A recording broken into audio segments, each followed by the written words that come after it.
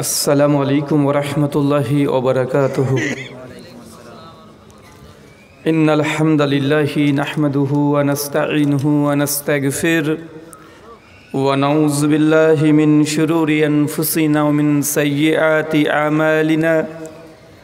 मन यहदिहिल्लाहु फला मुदिल्ल लहु व मन युद्लिल फला हादिय लहु।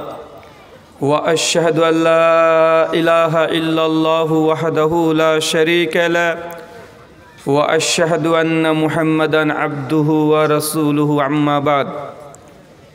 फ़इन्न खैरल हदीस किताबुल्लाह व खैरल हदी हदी मुहम्मद सल्लल्लाहु अलैहि वसल्लम व शर्रल उमूरि मुहदसातुहा व कुल्लु मुहदसातिन बिदअह व कुल्लु बिदअतिन दलाला व कुल्लु दलालतिन फिन्नार। अऊज़ु बिल्लाहि अस्समीइल अलीम मिनश शैतानिर रजीम मिन हमज़िही व नफ़्ख़िही व नफ़्सिही। या अय्युहन नासु इत्तक़ू रब्बकुमुल्लज़ी ख़लक़कुम मिन नफ़्सिन वाहिदा व ख़लक़ मिनहा ज़ौजहा व बस्स मिनहुमा रिजालन कसीरन व निसाअ वत्तक़ुल्लाहल्लज़ी तसाअलूना बिही वल अरहम इन्नल्लाहा काना अलैकुम रक़ीबा। या अय्युहल्लज़ीना आमनुत्तक़ुल्लाह व क़ूलू क़ौलन सदीदा युस्लिह लकुम अअमालकुम यग़फ़िर लकुम ज़ुनूबकुम व मन युतिल्लाहा व रसूलहु फ़क़द फ़ाज़ फ़ौज़न अज़ीमा। क़ाल रब्बि इश्रह ली सदरी व यस्सिर ली अमरी वहलुल उक़दतम मिन लिसानी यफ़क़हू क़ौली। रब्बी ज़िदनी इल्मा व ज़िदनी फ़हमा। समस्त प्रशंसा সেই মহান সত্তা আল্লাহ সুবহানাহু ওয়া তাআলার জন্য, যিনি আমাদের সৃষ্টি করেছেন। শুধু সৃষ্টি করেননি, এই পৃথিবীতে সহস্র কোটি মাখলুকাত সৃষ্টি করার পরেও যিনি আমাদের এই মানব জাতিকে সর্বশ্রেষ্ঠ জাতি, সর্বশ্রেষ্ঠ মাখলুকাত এবং সর্বশ্রেষ্ঠ নবী মুহাম্মদ আরবি সাল্লাল্লাহু আলাইহি ওয়াসাল্লামের উম্মত হিসেবে প্রেরণ করেছেন, সেই মহান সত্তা আল্লাহ সুবহানাহু ওয়া তাআলার সংক্ষিপ্ত শুকরিয়া সুজুদ আদায় করি। তার নিজেরই শেখানো ভাষা দিয়ে সকলে এক বাক্যে পড়ি আলহামদুলিল্লাহ। কালিয়াগাছি যুবকদের উদ্যোগ এবং পরিচালনায় আজ 4 জানুয়ারি 2025 আজমুশান তাবলিগি জলসা। আজকের এই আলোচনা সভাটিকে সফল করার জন্য যারা সার্বিক দিক থেকে সাহায্য এবং সহযোগিতা করেছেন, তাদের প্রত্যেকের নাম স্বতন্ত্রভাবে নিয়ে শুকরিয়া আদায় করা সম্ভব নয়। তারপরেও আজকে সভার সভাপতি, সহসভাপতি, অতিথি এবং বিশেষ অতিথি সহ দূর দূরান্ত থেকে যেসব দিনী ভাই এবং বোনেরা আলোচনা শ্রবণের উদ্দেশ্যে একত্রিত হয়েছেন, আল্লাহ সুবহানাহু ওয়া তাআলা তুমি তাদের প্রত্যেকের নেক নিয়াত এবং নেক আমলগুলোকে কবুল করে নাও। সকলে পড়ি আমিন। মহান সত্তা আল্লাহ সুবহানাহু ওয়া তাআলার কাছে দোয়া, এই প্রার্থনা, আল্লাহ সুবহানাহু ওয়া তাআলা আমরা মানুষ, আমরা কম বেশি ছোট বড় ভুল ত্রুটি বিচ্যুতি গুনাহ পাপ অন্যায় করে থাকি।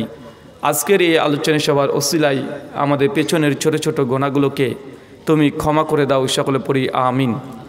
সম্মানিত সুধী, বাদ মাগরিব থেকেই বিভিন্ন আলোচক তারা পবিত্র কোরআনুল কারীম এবং হাদিসে মুবারাকা থেকে অনেক গুরুত্বপূর্ণ আলোচনা আপনাদের সামনে পেশ করেছেন। আজকের এই আলোচনা সভার অন্তিম লগ্নে আপনাদের সামনে উপস্থিত হয়েছি। আগে থেকেই আপনারা জানেন আলোচ্য বিষয় আমাদের লিফলেটে দেওয়া হয়েছে। আলোচ্য বিষয় সুন্নাত এবং বিদআত, এই দুটো বিষয়ে আলোচনা করার জন্য কমিটির তরফ থেকে আগে থেকে জানানো হয়েছে। তাই এই দুটো বিষয়ে সংক্ষিপ্ত পরিসরে কিছুটা ধারণা দেওয়ার চেষ্টা করব ইনশাআল্লাহ। সুন্নাত এবং বিদআত আলোচনা অনেক দিক থেকে করা সম্ভব, তবে দুটো দিকের ভয়াবহতা কেউ যদি সুন্নাতকে অবমূল্যায়ন করে, ইনকার করে, অস্বীকার করে, বা সুন্নাত যেই দিকে তার উল্টো দিকে চলে, নবী আলাইহিস সালামের আদর্শের বিরুদ্ধাচরণ করে, তাদের পরিণতি কি হতে পারে। আর দ্বিতীয়ত, বিদআতযুক্ত কোনো ইবাদত বা আমল যদি আপনি করেন, তাহলে সেই ইবাদত কেন আল্লাহ গ্রহণ করবেন না, কেন বর্জন করবেন? শুধু বর্জন নয়, কেউ যদি বিদআতযুক্ত ইবাদত করে, তাহলে এই ইবাদতের দরুন নেকি তো দূর কি বাত, আপনার গুনাহ হবে, কবরের আযাব হবে, পরকালে পরিত্রাণ মোক্ষ কিছু লাভ করতে পারবেন না। সুন্নাত যদি শরীয়ত অর্থে আমরা বলি, আল্লাহ নবীর কথা, কাজ, সমর্থন। আল্লাহ নবী কোনো কর্ম করেছেন, এটা যেমন সুন্নাত। আল্লাহ নবী কোনো কাজ কাউকে করতে দেখেছেন, কোনো সাহাবীকে, তিনি কোনো আপত্তি জানাননি, এটাকে বলে মৌন সমর্থন দেওয়া। যখন আপত্তি নেই, নবীর সামনে করেছেন, এটাও এক কোয়ালিটি সুন্নাত। আর আল্লাহ নবী কোনো কাজের আদেশ করেছেন যে অমুক কাজটা করো সাহাবীদের উদ্দেশ্যে, এটাও সুন্নাতের অন্তর্ভুক্ত। বিদআত ওইটাকে বলা হয় যে কাজ, যে কর্ম, সে আমলটা যতই ভালো হোক না কেন, সমাজে চলছে, মানুষ করছে ধর্ম মনে করে, অথচ কোরআন বা সুন্নাতে বা নবী অথবা সাহাবী থেকে এই আমলটা প্রমাণিত নেই। একটা উদাহরণ দিই, বুঝতে পারবেন। ধরেন আপনাদের মসজিদ আছে, আমার সঙ্গে সকলে আপনারা একমত হবেন যে আমরা যখন দোয়া করি, দোয়ার একটি আদব হাত তুলে দোয়া করা, এবং এটা অনেক ভালো লাগে, লাগে না ভাইজান? এবং মানুষের মধ্যে একটা ধারণা, আরে দোয়া করব, হাত যদি না তুলি তাহলে কেমন দেখায়। এই জন্যই আমি আপনাদের এলাকায় আসলাম, এসে বললাম, দেখেন আপনারা মসজিদে যখন প্রবেশ করছেন সেই সময়টা দোয়া আছে, আছে না নাই? আছে না? এখন আমি ধর নতুন হুজুর, অনেক নাম ডাক আছে, ধরেন শুনেছেন, উঁচু মাপের বক্তা, আলোচক, দেশ বিদেশ সব জায়গায় ঘোরাঘুরি করছি, সব কিছু আপনার কাছে জানা আছে। আর এসে আমি গ্রামে বললাম, দেখেন মসজিদে ঢোকার তো একটা দোয়া আছে, আর দোয়া আছে এটা কোরআন এবং হাদিস দ্বারা প্রমাণিত। এবং একথা হাদিস দ্বারা প্রমাণিত যে দোয়া করা একটা আদব হচ্ছে হাত তুলে দোয়া করতে হবে। সুনান আবু দাউদ, হাদিস নাম্বার 1488, সনদ হাসান। এখন এই দুটো হাদিসকে সামনে রেখে বললাম আপনাদেরকে, দেখেন ভাই, যেহেতু মসজিদে ঢুকছি, দোয়া আছে, চলেন আমরা মসজিদে ঢোকার সময় সবাই মিলে একসঙ্গে দুই হাত তুলে আল্লাহর কাছে দোয়া করব। আমলটা ভালো না খারাপ? বলেন, আমলটা ভালো না খারাপ? কেন খারাপ? বাহ্যিক দিক থেকে আমলটা দেখতে ভালো না? কথা বলেন, যে কত সুন্দর একটা নিয়ম শৃঙ্খলা মুসলিমদের, যে আমরা মসজিদে একসঙ্গে প্রবেশও করি না যতক্ষণ না পর্যন্ত আমাদের নেতা, আমাদের ইমাম সাহেব মুনাজাত না করবে, দোয়া না করবে, ততক্ষণ মসজিদের গেটের বাইরে সবাই দাঁড়িয়ে থাকবে। যখন তিনি এসে সম্মিলিত একটা দোয়া মুনাজাত করে দিবে, মসজিদে ঢোকার প্রবেশের যে দোয়া হাদিসে আছে সেটা করে দিবে, তারপরে সবাই একসঙ্গে আমরা মসজিদে প্রবেশ করব, সকলে একসঙ্গে সুন্নাত নামাজ পড়ব, এরপরে ইকামত হবে, এরপরে সালাত আমরা সকলে দাঁড়িয়ে যাব। ভাই, এই আমলটা বাহ্যিক দিক থেকে ভালো লাগছে না? ভালো লাগছে, কিন্তু এই আমলটা আপনি যদি করেন, এই আমলটা ভালো হলেও এই আমলটা করলে আপনার নেকি হবে না, বরং উল্টো দিক থেকে গুনাহ হবে, পাপ হবে। অবশ্যই দোয়া করার ব্যাপারে হাদিস মজুদ আছে, হাত তোলার ব্যাপারে হাদিস মজুদ আছে, কিন্তু আমি যদি আমার মতো বুঝ নিয়ে এখানকার একটা হাদিস, ওখানকার একটা হাদিস, এখানকার একটা হাদিস, তিন দিককার হাদিসকে নিয়ে এসে একটা নতুন ইবাদত তৈরি করতে চাই, যেটা নবী করে নাই, সাহাবীরা করে নাই, তাবেঈনরা করে নাই, এটাকে শরীয়তের ভাষাতে বলা হয় বিদআত। কি বলা হয় বলেন তো চাচা? বিদআত বাহ্যিক দিক থেকে কখনো খারাপ হয় না। কি বললাম? আর একটা কথা, বিদআত কখনো খারাপ হয় না, কারণ মানুষ বিদআত করে ইবাদত মনে করে। মানুষ যারা চুরি করে তারা মনে করে এটা খারাপ কাজ, ডাকাতি করবে খারাপ কাজ, জেনা করবে খারাপ কাজ, ব্যভিচার করবে খারাপ কাজ, সুদ খাবে খারাপ কাজ, এগুলো জানে। কিন্তু মানুষ যখন ইবাদত নিজের মনের মতো করছে, অথচ কোরআন হাদিসের কোনো দলিল বা প্রমাণ নেই, এটাকে বলে বিদআত, যদিও সেটা বাহ্যিক দিক থেকে ভালোই মনে হয়। যেমন আমাদের অনেক ভাইয়েরা আছে, মুসলিম ভাই, রবিউল আউয়াল মাসের 12 তারিখ আসলেই নবীজির জন্মদিবস পালন করে, আছে না নাই? কথা বলেন। আচ্ছা বলেন তো, জন্মদিবস পালন করাতে কি এমন ক্ষতি হয়? দেখতে কি ভালো লাগে না? নবীর মহব্বত জাহির করছে, প্রকাশ করছে।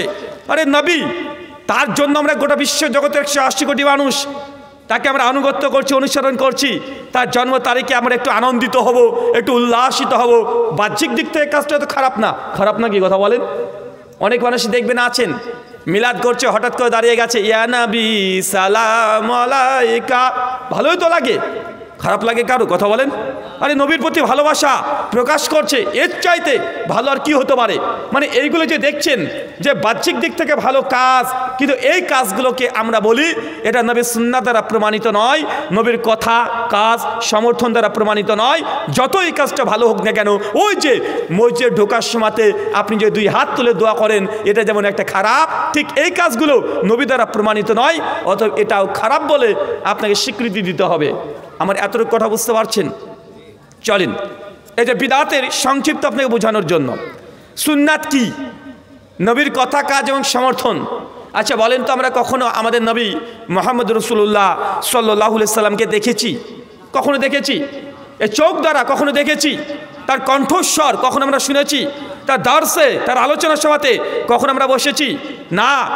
আজ থেকে 1500 বছর আগে একজন ব্যক্তি দুনিয়াতে এসেছিলেন, মুহাম্মদ সাল্লাল্লাহু আলাইহি সাল্লাম, যাকে না দেখেই আজকে 1500 বছর পরেও তার কণ্ঠস্বর না শুনে, তাকে না দেখে, তার সঙ্গে সহবত না করে তারপর আমরা তাকে বিশ্বাস করছি কি করছি না? তার মানে বুঝতে হবে আমাদের ঈমানটা কত মজবুত, যাকে না দেখে ভালোবাসা যায়, যার কণ্ঠস্বর না শ্রবণ করে তার জন্য জীবন দেওয়ার জন্য 180 কোটি মানুষ গোটা বিশ্ব জগতে এক পায়ে দাঁড়িয়ে যায়। যার ব্যাপারে একটা কটু উক্তি করলে, যে ব্যক্তিকে দেখি নাই কিন্তু সে ব্যক্তির বিরুদ্ধে যদি কেউ একটু কটু মন্তব্য করে, আমাদের হৃদয় থেকে রক্তক্ষরণ হয় কি হয় না? হয়। এটা হচ্ছে সুন্নাত, নবীর প্রতি ভালোবাসার একটা আলামত। এটা কি বলেন তো ভাইজান? নবীকে যে ভালোবাসি, তাকে না দেখেই ভালোবাসি, তার সঙ্গে আমাদের সাক্ষাৎ হয় নাই, তার কণ্ঠস্বর আমরা কখনোই শুনি নাই, তার ভাষা আরবি, আমাদের ভাষা বাংলা, আমরা তার ভাষাটাও ঠিক মতো বুঝি না, কিন্তু তার প্রতি যে ভালোবাসা হৃদয়ের মধ্যে মুসলমানরা ধারণ করে, এই ভালোবাসাকে মাপক যন্ত্র দিয়ে মাপানো সম্ভব নয়। এটাকে বলা হয় নবীর প্রতি ভালোবাসা, মুহাব্বত। কিন্তু আনুগত্য বা অনুসরণ এর সম্পূর্ণ ভিন্ন জিনিস। চলেন এখানে একটা মিসাল উদাহরণ দিই। চাচা, আবু তালেবের নাম শুনেছেন? হ্যাঁ, আবু তালেব কে বলেন তো? নবীজির চাচা। নবীকে কম ভালোবাসতেন না, তার ভালোবাসা অনেক উঁচু মাপের, অনেক উঁচু মাপের। আল্লাহ নবী যখন 40 বছরের নবুয়ত পান, আবু জাহেল, উদবা, সাইবা সকলেই আবু তালেবের কাছে আসতে আর বলতো যে আবু তালেব, তোমার ভাতিজা মোহাম্মদকে এই কথাগুলো বলতে নিষেধ করে দাও। সে আমাদের প্রচলিত ধর্মবিশ্বাস, প্রচলিত আমল, প্রচলিত ইবাদত সমস্ত কিছুর বিরুদ্ধে বলে। আমরা যেইভাবে হজ করি বলে এইভাবে হজ করা যাবে না। আমরা যে 360 মূর্তির পুজো করি, মোহাম্মদ তোমার ভাতিজা একাই বলছে এগুলো করা যাবে না, সবগুলোই নাকি বাতিল। অথচ আমরা বাপ দাদা পূর্বপুরুষ ধরে এই কাজগুলো করে আসছি। তোমার ভাতিজা কয়দিন আগে ছাগল চড়াতো, আরে ওর বাবা মারা গেছে, আমরা তাকে খাইয়েছি, আমরা তাকে পড়িয়েছি, আমাদের সঙ্গে সবসময় ছিল। হঠাৎ করে 40 বছর পর বলছে 360 মূর্তি কাবাতে যা আছে সবগুলো বাতিল, একটাকেও মানা যাবে না। আল্লাহ কেবলমাত্র একজন, যিনি 7 আসমানের উপরে আছে, জীবনে তাকে মৃত্যুর আগ মুহূর্ত পর্যন্ত দেখতেও পাবে না, এমন একজন আল্লাহর কথা তোমার ভাতিজা বলছে। মোহাম্মদকে বলে দাও সে যেন দাওয়াত, এই মেসেজ আর আমাদের সামনে না দেয়। কমপক্ষে 4 দফা এসেছে, 4 বার এসেছে। সিরাত ইবনে হিশাম প্রথম খণ্ড 67 থেকে 90 নম্বর পৃষ্ঠা ডিটেল ঘটনা বর্ণনা আছে। আবু তালেব সেই সময়তে আল্লাহ নবীর কাছে এমনভাবে দাঁড়িয়েছে। আবু তালেব নবীকে কম ভালোবাসতেন না, তার ভালোবাসা অনেক উঁচু মাপের, কিন্তু তারপরেও মৃত্যুর শয্যায় যখন শায়িত আবু তালেব, সহিহ বুখারী কিতাবুজ জানাইজ হাদিস নাম্বার 1350, সহিহ মুসলিম কিতাবুল ঈমান বাব শাফাতুন নবী হাদিস নাম্বার 396, আল্লাহর নবী আবু তালেব তার চাচা মৃত্যুর শয্যায় শায়িত, ধুক ধুক করছে তার জীবন প্রাণবায়ু। আল্লাহ নবী মাথার কাছে এসে বলছে, চাচা তুমি একবার কালিমা লা ইলাহা ইল্লাল্লাহ এটা পাঠ করো, একবার যদি তুমি পাঠ করো, কিয়ামতের মাঠে আল্লাহ সুবহানাহু ওয়া তাআলাকে বলে যে কোনো মূল্যে তোমাকে আমি জান্নাতে নিয়ে যাব। আবু তালেবের মন চাই আল্লাহ নবী যে দাওয়াত দিয়েছে সে দাওয়াতটাকে গ্রহণ করে নেবে।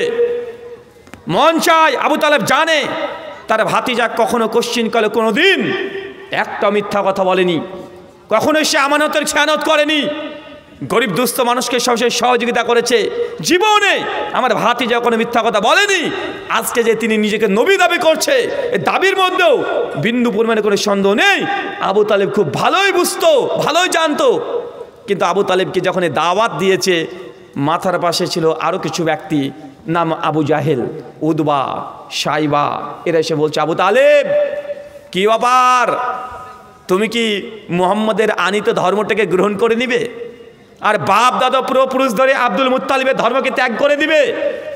বারবার এই কথা যখন বলছে, আবু তালেবের মনটা একবার নবীর দিকে চলে যায়।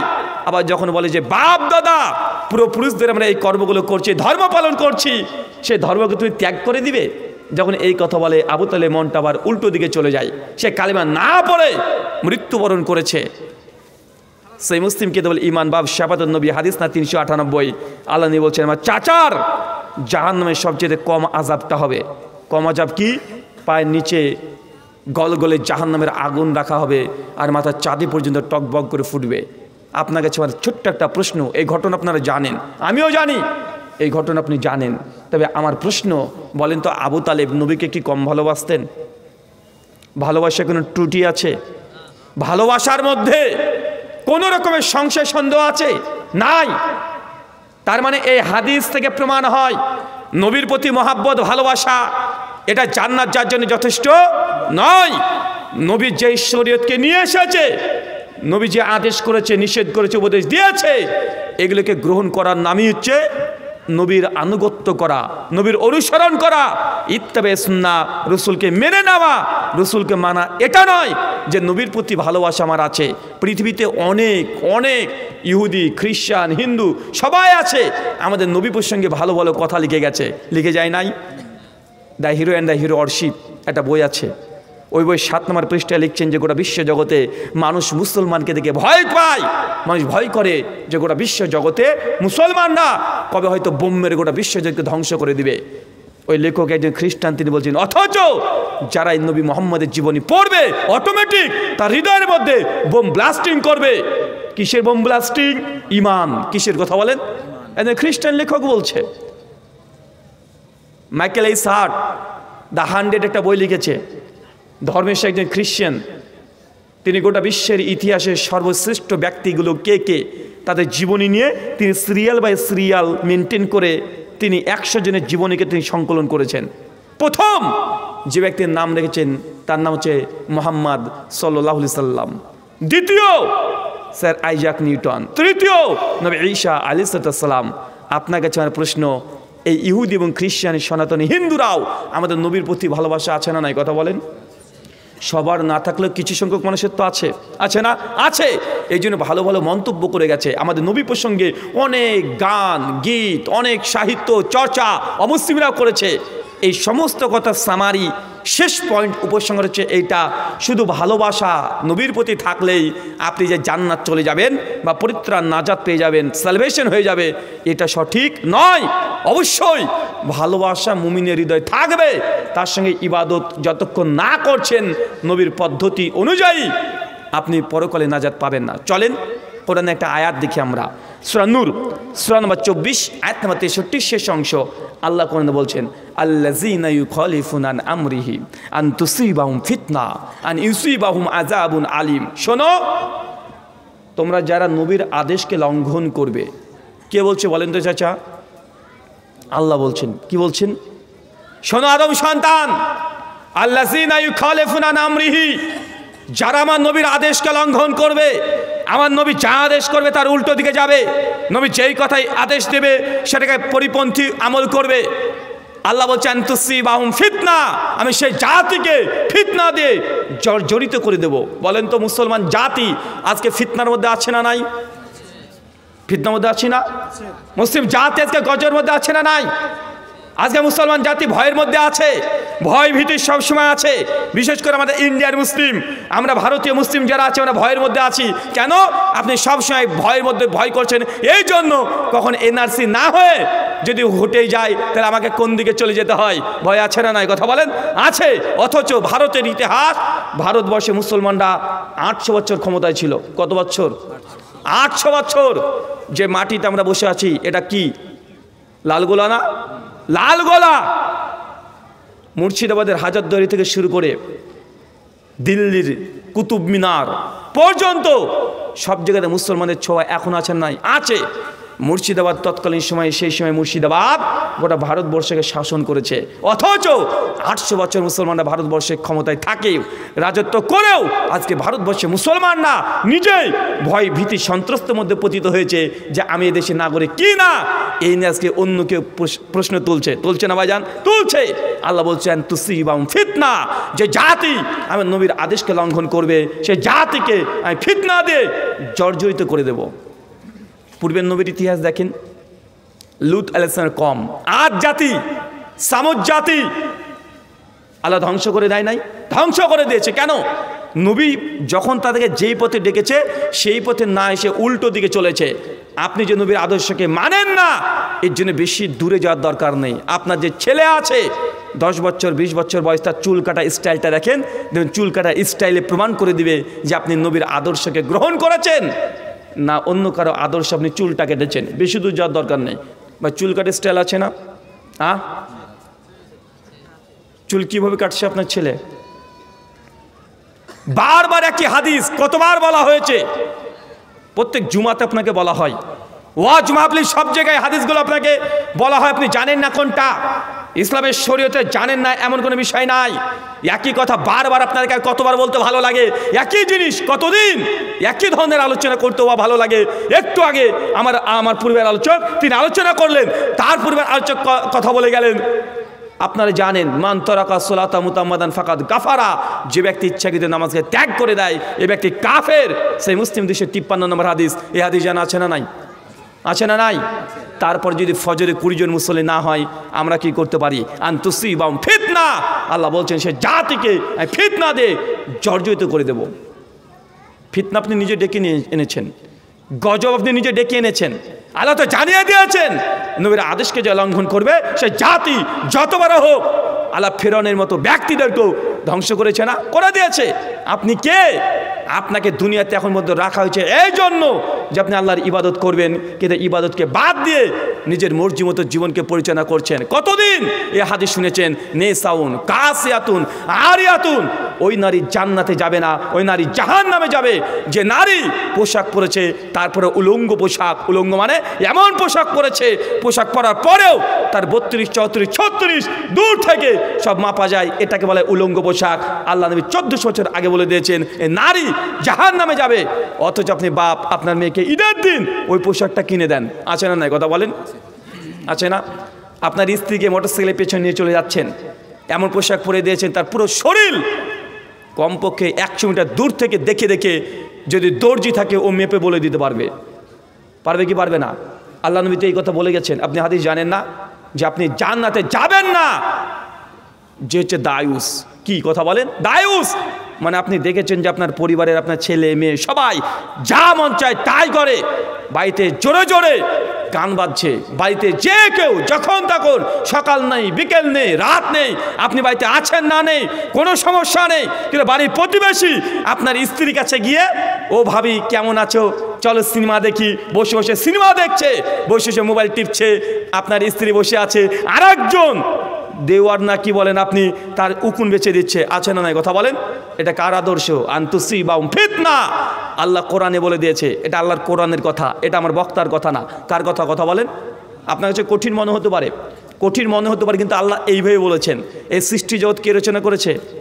কে করেছে? সৃষ্টি জগৎ আল্লাহ রচনা করেছে। গজব কে দেয়?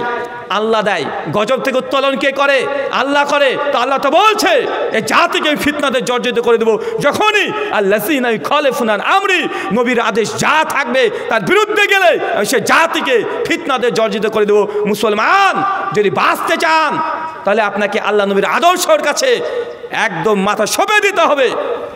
আপনি মনে করছেন কবে বাবরি মসজিদ একটা দখল করে নিয়েছে, এই জন্য আপনার রক্ত গরম, অথচ আপনার মসজিদ ফাঁকা আছে না নাই? বাবরি মসজিদ একটা দখল করে নিয়েছে, রামের জন্মভূমি করে দিয়েছে, মুসলমান রক্তটা গরম হয়ে গেছে, অথচ আপনার মসজিদ দেখেন কত মসজিদ ফাঁকা। জামাতে মুসলমান আসে না। 1000 যদি ঘর হয়, প্রত্যেক বাড়িতে যদি 2জন 3জন করে প্রাপ্তবয়স্ক হয়, কমপক্ষে একটা মসজিদ না, এলাকাতে 10খানা মসজিদেও মুসল্লি ধরে রাখার ক্ষমতা থাকার কথা নয়। অথচ আপনার এলাকাতে দেখলে দেখা যায় 5 জন মানুষও পাওয়া যায় না ফজরের সময়, আসে না নাই কথা বলেন? তো আপনার এই মসজিদ আপনার জন্য গজব, আপনি মসজিদ আবাদ করতে পারছেন না, এই মসজিদের অভিশাপে লানতে আপনি ধ্বংস হয়ে যাবেন। একটা বাবরি মসজিদ নিয়ে তো কী হয়েছে, মুসলমানকে মনে রাখতে হবে সলাতের ওয়াক্ত যখনই আসবে ওটাই আপনার জন্য মসজিদ। সহিহ বুখারী 408 নম্বর হাদিস, আল্লাহ নবী বলছেন আমার উম্মতের জন্য গোটা দুনিয়াটা, গোটা বিশ্বটা মসজিদ। কি কথা বলেন তো? গোটা বিশ্বটা মসজিদ। কয়েকটা জায়গা বাদ দিয়ে, একটা পায়খানা, বাথরুম, উটের ঘর, এই 3-4টে জায়গা বাদ দিয়ে, আর কবরস্থান বাদ দিয়ে, এই 3-4টে জায়গা বাদ দিয়ে গোটা বিশ্ব জগৎটা মুসলমানের জন্য কি বলেন তো? বাবরি মসজিদ। কি কথা বলেন? আল্লাহ গোটা বিশ্ব জগৎকে বাবরি মসজিদ করে দিয়েছে। আপনি লালগোলা স্টেশনে দাঁড়িয়ে আছেন, জোহরের রক্ত চলে এসেছে, আজান পড়ছে, মুসলমান আপনি ওইখানে ওযু করে ওই লালগোলা রেল স্টেশনের মধ্যেই ইকামত দিয়ে সালাতে দাঁড়িয়ে যান। ওই লালগোলা স্টেশন এখন স্টেশন নাই, ওটা আপনার জন্য মসজিদ হয়ে গেছে। কথা আপনি বুঝতে পারলেন না? ওটা কি আপনার জন্য? ওটাই মসজিদ। মোদিজি একটা মসজিদ নিয়ে আমাদের কি করবে? গোটা ভারত মুসলমানদের জন্য কি মসজিদ। বিমানে চড়বেন, বিমানে চলছে রাস্তা অনেক উঁচুতে, ওয়াক চলে এসেছে আসরের, নামাজ কোথায় পড়বেন? বিমানে পড়বেন। এটা মুসলমানকে আল্লাহ দিয়েছে। আপনি একটা বাবরি মসজিদ নিয়ে পড়ে আছেন, অথচ আপনার এলাকাতে হাজার হাজার মসজিদ আছে, এখনো জামাতে কোনো মুসলমান নাই। আল্লাহ বলছেন তুসিবাহুম ফিতনা, যে জাতি নবীর আদেশকে লঙ্ঘন করবে, জাতিকে ফিতনা দিয়ে জর্জরিত করে দেব। একটা উদাহরণ দিয়ে বুঝতে পারবেন। শিখ ধর্মের অনুসারীকে দেখেছেন চাচা? শিখরা দেখবেন মাথায় সবসময় পাগড়ি বেঁধে রাখে না, হাতে দেখবেন লোহার একটা করাত রেখে দেয়, ছোট্ট একটা অস্ত্র রেখে দেয়, একটা চিরুনি সবসময় পকেটে থাকে না, আর তাদের চাপদাড়ি থাকবে, আর মাথায় পাগড়ি বেঁধে রেখে দেয়। এটা কি? শিখ। তারা তাদের আদর্শের কাছে, তারা তাদের গুরু নানকের সুন্নাতকে এত কঠোরভাবে মানে গোটা দুনিয়া তাদের বিরুদ্ধে চলে যাক। আপনি কোনো শিখের যদি পাগড়িতে একবার যদি আপনি হাত দিয়েছেন, হাতটা দুমড়ে ভেঙে মুচড়ে ফেলে দিবে।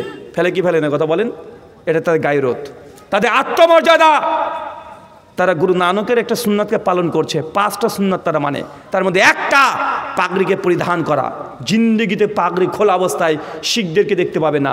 মহেন্দ্র সিং ধোনি না কি যেন নাম একটা খেলোয়াড় আছে, হরভজন সিং না কি, হরভজন সিং, ওর মাথায় সবসময় পাগড়ি থাকে না।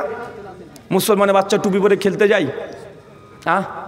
খেলতে যায়, কিন্তু ওই যে সিং, ও খেলে কি খেলে না? পৃথিবীর কোনো শিখকে দেখবেন এসে যে জায়গাতে সে কর্মস্থল হোক না কেন, যে চাকরি করুক, ও যদি মিলিটারি হয়, ও যদি ডাক্তার হয়, ও যদি মাস্টার হয়, ও যদি ট্রাক লরি চালায়, তারপরে দেখবেন তার এক মুষ্টি দাঁড়িয়ে আছে, আর তার কখনো পাগড়ি সে খুলে ফেলে না। ও চাকরি করছে, তারপরেও সেটা খুলে ফেলে না। মুসলমান যদি এখনই যদি চলে যায়, যদি মিলিটারি চাকরির জন্য যায়, রান প্রতিযোগিতা বলবে দাড়ি থাকলে তোমার চাকরি হবে না, মুসলমান তারা আগেই জানে যে দাড়ি থাকলে চাকরি হবে না, ও দাড়ি চেয়েছেই ও চাকরির জন্য লাইন দেয়। আছে না না কথা বলেন? ও ইন্টারভিউ দিতে গেলেও ভাবছে যে যদি দাড়ি থাকে তাহলে আমার আর চাকরি হবে না, ও বাড়িতে একদিন আগে দাড়িকে চেয়েছে, তারপরে ইন্টারভিউ দিতে যাচ্ছে। কেন? মুসলমান তার আদর্শের কাছে মাথা নত করেছে। এই জন্য গোটা বিশ্বজগতে মুসলিমরা কোনো জায়গাতে চাকরি করবে দাড়ি রেখে, এখন ইন্ডিয়াতে এটা অনুমোদিত নয়, কিন্তু এখন শিখ সে দাড়ি রেখে চাকরি করতে পারে কি পারে না? কেন বলেন তো? কারণ তাদের ছোট থেকে বড় পর্যন্ত সবাই তাদের এই সুন্নাতকে কেউ মিসইউজ করে না, কেউ ডিসএগ্রি করে না, সবাই এই সুন্নাতের উপরে মানে কট্টরভাবে দাঁড়িয়ে আছে। তাই তাদের জন্য সংবিধান আলাদা হয়ে গেছে যে তারা যা চায় তারা করতে পারবে। কিন্তু মুসলমান, আমি দাঁড়িয়ে রেখেছি, আমার বাপ রাখেনি, আমি দাঁড়িয়ে রেখেছি, আমার ছোট ভাই রাখেনি, আমি দাঁড়িয়ে রেখেছি, আমার চাচা রাখেনি। যখন আমি চাকরি নিতে যাব, মুখে দাঁড়িয়ে আছে, বলবো যে না ভাই এটা আমাদের ধর্ম, আমরা দাড়ি কাটতে পারবো না। বলে কেন, কি হয়েছে? আমাদের ওসি সাহেব উনি তো মুসলমান, উনার তো দাড়ি চাচা, তো তুমি আবার কত বড় মুসলমান, ও কি মুসলমান না? এই কথা বলে কি বলে না? কথা বলেন কেন? কারণ 99% মুসলমান দাড়ি নেই, মাথায় টুপি নেই, আমাদের সুন্নাতি তরিকার পোশাক নেই, মাত্র 1% মুসলমান প্র্যাকটিসিং মুসলমান। তার জন্যই ওই 99% মুসলমানকে দেখে 1% মুসলমানকে প্রেশার ক্রিয়েট করে যে তুমি দাড়ি রাখতে পারবে না, তুমি বোরখা পরতে পারবে না। এই জায়গায় আপনার মেয়ে স্কুলে যখন যাবে, গার্লস স্কুলে বোরখা পরে যাবে, ঝামেলা হচ্ছে। ঝামেলা হওয়ারই উচিত, ঝামেলা হওয়ারই উচিত। আপনার মেয়েকে ঢুকতে দেওয়া উচিত নয়। কারণ এটাই, কারণ 10-50 জন মুসলমানের মেয়ে ওই স্কুলে আছে, 2 জন বোরখা পড়ছে না ভাইজান, 48 জন বেপরদা যাচ্ছে। তখন ম্যাডামরা এমনি বলবে, আরে ও তো মুসলমান, ও তো নামাজ পড়ে, ও তো বোরখা পড়ে না, তোমাকে পড়তে হবে কেন? আপনাকে প্রশ্ন ছুড়ে দিবে। কিন্তু 50 জন মেয়ে যদি মুসলমান মানেই সে বোরখা পরে যাবে, মুসলমান ছেলে মানেই মাথায় টুপি থাকবে, মুসলমান মানেই মুখে দাড়ি থাকবে, তাহলে কয়জনকে বয়কট করবে? ভারতবর্ষে 40 কোটি মুসলমান আছে, কয়জনকে বয়কট করবে? শিখ যতজন আছে সবার মাথায় এই পাগড়ি থাকেই থাকে, দাড়ি থাকেই থাকে, কতজনকে বয়কট করবে? বয়কট করতে পারে না। বিধায় এটা আইন, কারণ তারা তাদের নিজেদের আদর্শকে তারা কখনোই শিথিল হয় নাই। মুসলমান শিথিল হয়েছে, মুসলমান আজকে পদদলিত হচ্ছে না। এটা বুঝতে হবে আপনাকে। সংবিধান মানুষের জন্য তৈরি হয়। আপনি যখনই শিথিল হয়েছেন আপনার পরে আযাব আসবে। আল্লাহ বলছেন তুসিবাম ফিতনা, যে জাতি আমার নবীর আদর্শকে লঙ্ঘন করবে সে জাতিকে আমি ফিতনাদের জর্জরিত করে দেব। আপনি জানেন এই হাদিস, বারবার এই হাদিস আপনাকে বলা হয়েছে, কেউ যদি জেনে বুঝে 1 টাকা সুদ খায়, মায়ের সঙ্গে জেনা করলে যে পাপ হয় আপনি একাই সে পাপ করছেন। এই হাদিস জানা আছে না নাই? কথা বলেন।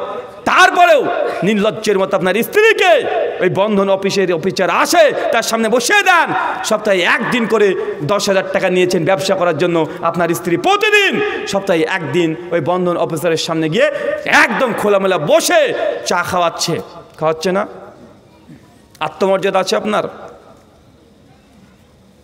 আপনার কাছে কঠিন মনে হতে পারে, এই কথাগুলো আমাদের নয়। আমার প্রতি যদি রাগ করেন এটা বেইনসাফি হবে। এই কথা আমার নয়, এই কথা কার? নবী বলেছেন 1400 বছর আগে, তিনি আরবিতে বলেছেন। আপনি বাঙালি, আপনাকে বাংলাতে বললাম। যদি বাঁচতে চান, আবার আপনাকে কট্টরপন্থী শিখরা যেমন আছে, কট্টরপন্থা ভাবেই যে আপনি ইসলামটাকে যদি ফলো করেন, ইনশাল্লাহ 40 কোটি ভারতের মুসলমান ধর্মের জন্য আজকে নির্যাতিত। কিসের জন্য? ধর্মের জন্য নির্যাতিত। আপনি ধর্মকে কট্টরভাবে পালন করতে শুরু করেন, ইনশাল্লাহ 40 কোটি মুসলমান 400 কোটি অমুসলিমের জন্য যথেষ্ট হয়ে যাবে। 400 কোটি অমুসলিমের জন্য যথেষ্ট হয়ে যাবে। সূরা আনফাল 69, 70, 71 পরপর আয়াত আল্লাহ বলে দিয়েছেন। একজন ওমর ইবনুল খাত্তাব রাস্তা দিয়ে হাঁটলে শয়তান ওই রাস্তাতে থাকতো না। আর আপনাকে দেখলে শয়তান আপনার পিছনে পিছনে দৌড় মারে না? আপনার পেছনে পেছনে কি মানে আপনার ভেতরেই শয়তান, মানে আপনি নিজেই একটা টাটকা তাজা জ্যান্ত আপনি শয়তানের ভূমিকা পালন করছেন। অথচ মুসলমান যে রাস্তাতে যাবে শয়তান পালিয়ে যাওয়ার কথা। এটা হচ্ছে বর্তমান প্রেক্ষাপটে আমাদের নবীর আদর্শকে লঙ্ঘন করা। আল্লাহ বলছেন তুসিবাহুম ফিতনা, যে জাতি আমার নবীর আদর্শকে লঙ্ঘন করবে সে জাতিকে আমি ফিতনাদের জর্জরিত করে দেব। চাচা আপনি জানেন না কোরআনের আয়াত, এ হাদিস জানেন না যে আপনি যদি যে জমি আছে, জমির যদি 2 ছেলে থেকে 1 মেয়ে থাকে, ছেলে পাবে 2 ভাগ আর মেয়ে পাবে 1 ভাগ। এই হাদিসে কোনের জানা আছে না? আপনার মেয়েকে দিয়েছেন? সম্পত্তি দেন? জি, সম্পত্তি তো দেন না, আপনি ছেলেকে লিখে দিয়েছেন, মেয়েকে তার শতাংশ দিচ্ছেন না। আনতুসিবাম ফিতনা, আপনি ধ্বংস হয়ে যাবেন। আল্লাহর কোরআনের আয়াত, সহিহ বুখারী মুসলিমের হাদিস, লা ইয়াদখুলুল জান্নাহ, ওই ব্যক্তি জান্নাতে যাবে না। আল কাতে, যে আত্মীয় সম্পর্ক রক্তের সম্পর্ক ছিন্ন করেছে, রক্তের সম্পর্ক ছিন্নকারী ওই 1 কোটি বার যদি হজ করে ও জান্নাতে যাবে না, ও আগে জাহান্নামে যাবে। কোথায় যাবে? কথা বলেন। জাহান্নামে যাবে। বলেন আপনি রক্তের সম্পর্ক ছিন্ন করেছেন কি করেন নাই? আপনি আপনার বোনের সঙ্গে সম্পর্ক রাখেননি কেন? আপনার বোন আপনার বাপের সম্পত্তির ভাগ দিয়েছিল, এসে বলেছিল ভাই আব্বার জমির ভাগ দাও। আপনি সঙ্গে সঙ্গে তোর বিয়েতে 3 লাখ টাকা খরচ করেছি, যে ভাগ নিবি মানে খবরদার বাড়িতে জমি নিয়ে আর কখনো আসবি না, যদি আসিস তোর সঙ্গে কোনো আমার সম্পর্ক নেই। আপনি বড় ভাই, আপনি এই কথা বলেছেন। বলেন কি বলেন না? কথা বলেন। সমাজে আছে না নাই? আছে। আল্লাহ নবী বললেন যে ওই ব্যক্তি জান্নাতে যাবে না, কতে যে আত্মীয় সম্পর্ক ছিন্ন করেছে। আপনি সম্পর্ক ছিন্ন করেছেন নিজের বোনের সঙ্গে, নিজের বাপের সঙ্গে মায়ের সঙ্গে বিয়ে করেছেন, বাপ মাকে নিয়ে বসেছেন, বড় ভাইকে বলছে ভাই তুমি মাকে দেখো, আমি বাপকে দেখছি। দুতলাতে বাপকে তুলে দিয়েছেন, একতলাতে নিচতলাতে আপনি মাকে নিয়ে আছেন। একই দিন বাপ খাচ্ছে মাংস ভাত আর মা নিচে খাচ্ছে সবজি ভাত। আছে না নাই কথা বলেন? আছে। আনতুসিবাম ফিতনা, আপনি জর্জরিত ধ্বংস হয়ে যাবেন, ফিতনা গজবের মধ্যে পড়ে যাবেন। আল্লাহ কোরআনুল কারিমে জানিয়ে দিয়েছে এটা হচ্ছে নবীর আদর্শ। কি কথা বলেন? নবীর আদর্শ। আমরা তো সাধারণ মানুষ, এই কথাগুলোর ওইটা আপনি কতটুকু নিতে পারছেন আমি বুঝতে পারছি না। তবে জেনে রাখেন এই গোটা সৃষ্টি জগৎকে সৃষ্টি করেছেন আল্লাহ, আর তিনি কারণ বলছেন একটা মানুষ ধ্বংসের কারণ। যদি আপনি সফলতা পেতে চান, আল্লাহ আল্লাহ নবীর আদর্শ যেখানে আছে নিঃসংকোচে আপনাকে আত্মসমর্পণ করতে হবে। যারাই আত্মসমর্পণ করেছে সেই দেশগুলো দেখেন আজকে আজকে একটা একটা করে উন্নত হচ্ছে। পৃথিবীতে 56টা ইসলামী রাষ্ট্র আছে। সৌদি আরবিয়া আছে না নাই কথা বলেন? ইসলামকে মানছে, তাদের মর্যাদা বাড়ছে কি বাড়ছে না? বাড়ছে। এর জন্য বেশি কিছু ভাবারও দরকারও নেই। মানুষের দুনিয়াতে বেঁচে থাকার জন্য অর্থ সবচেয়ে বড় অ্যাসেট, টাকা, তাই না? অর্থ। বলেন তো আমাদের ইন্ডিয়ান, সৌদি আরবের 1 রিয়াল সমান ইন্ডিয়ান কত টাকা? কত টাকা? কমপক্ষে 22-20 থেকে 25 টাকার মধ্যে অ্যাভারেজ ঘোরাঘুরি করে, তাই তো? তার মানে সৌদি আরবের 1 রিয়াল সমান ইন্ডিয়ার 20 থেকে 25 টাকা। তার মানে বুঝতে পারছেন তাদের টাকার দাম কত, মূল্য কত? আচ্ছা কুয়েতের নাম শুনেছেন না? ইসলামী রাষ্ট্র না? কুয়েতের 1 রিয়াল সমান আমাদের ইন্ডিয়ান কত টাকা? প্রায় 275 টাকা। কত টাকা চিন্তা করছেন? মানে তাদের যদি মানে দিনে যদি 1000 টাকা ইনকাম যদি তারা করে, তাহলে ওই 1000 টাকা ভাঙলে ইন্ডিয়ান কত টাকা হবে বলেন তো? কত টাকা হবে? প্রায় 2,75,000 টাকা।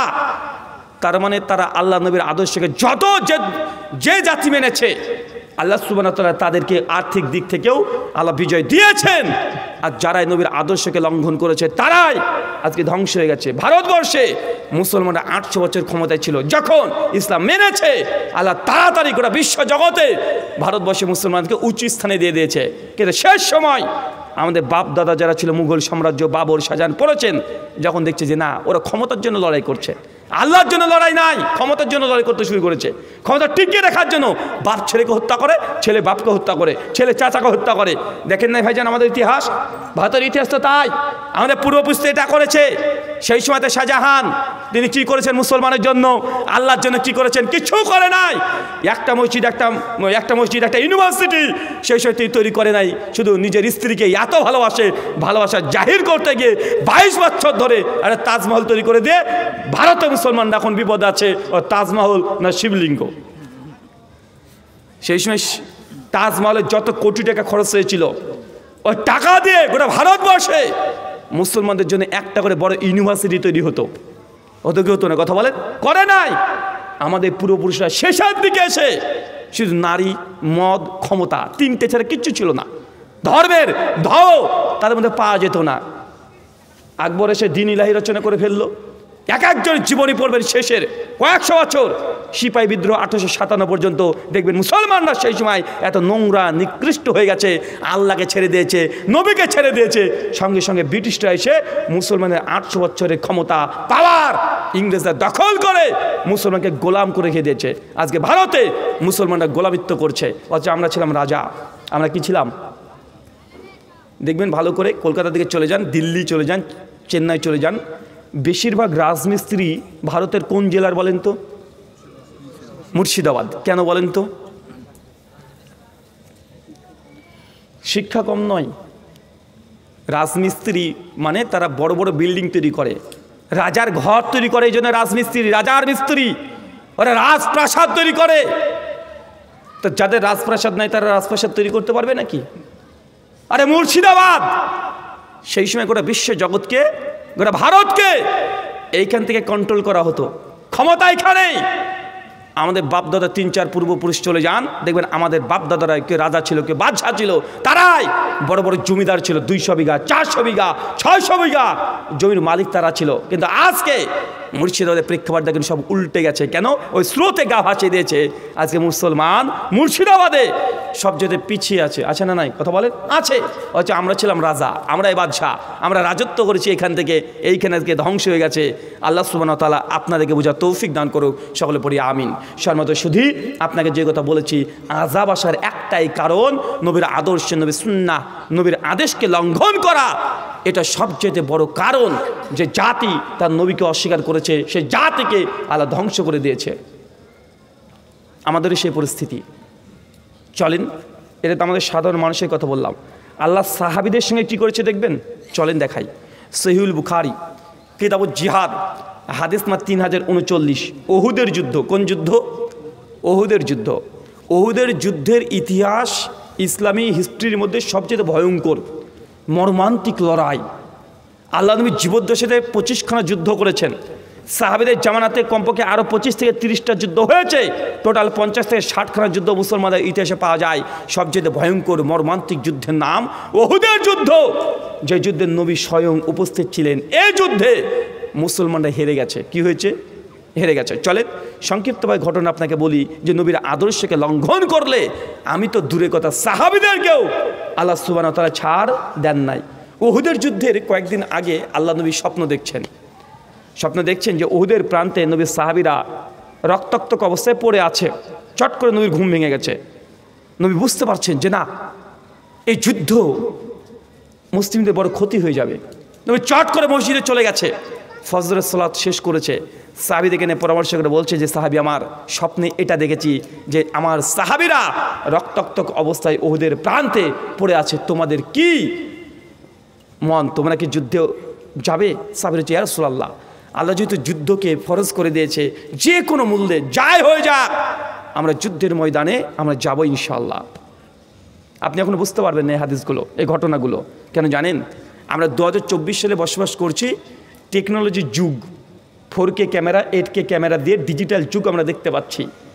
এই ঘটনা ঘটেছে আজ থেকে 1400 বছর আগে। যে সময় লাইট তো দূরের কথা, হারিকেনের কাছে আবিষ্কার হয় নাই। একটা ট্রেন লাইন তো দূরের কথা, একটা সাইকেলে ভল টিউব আবিষ্কার হয় নাই।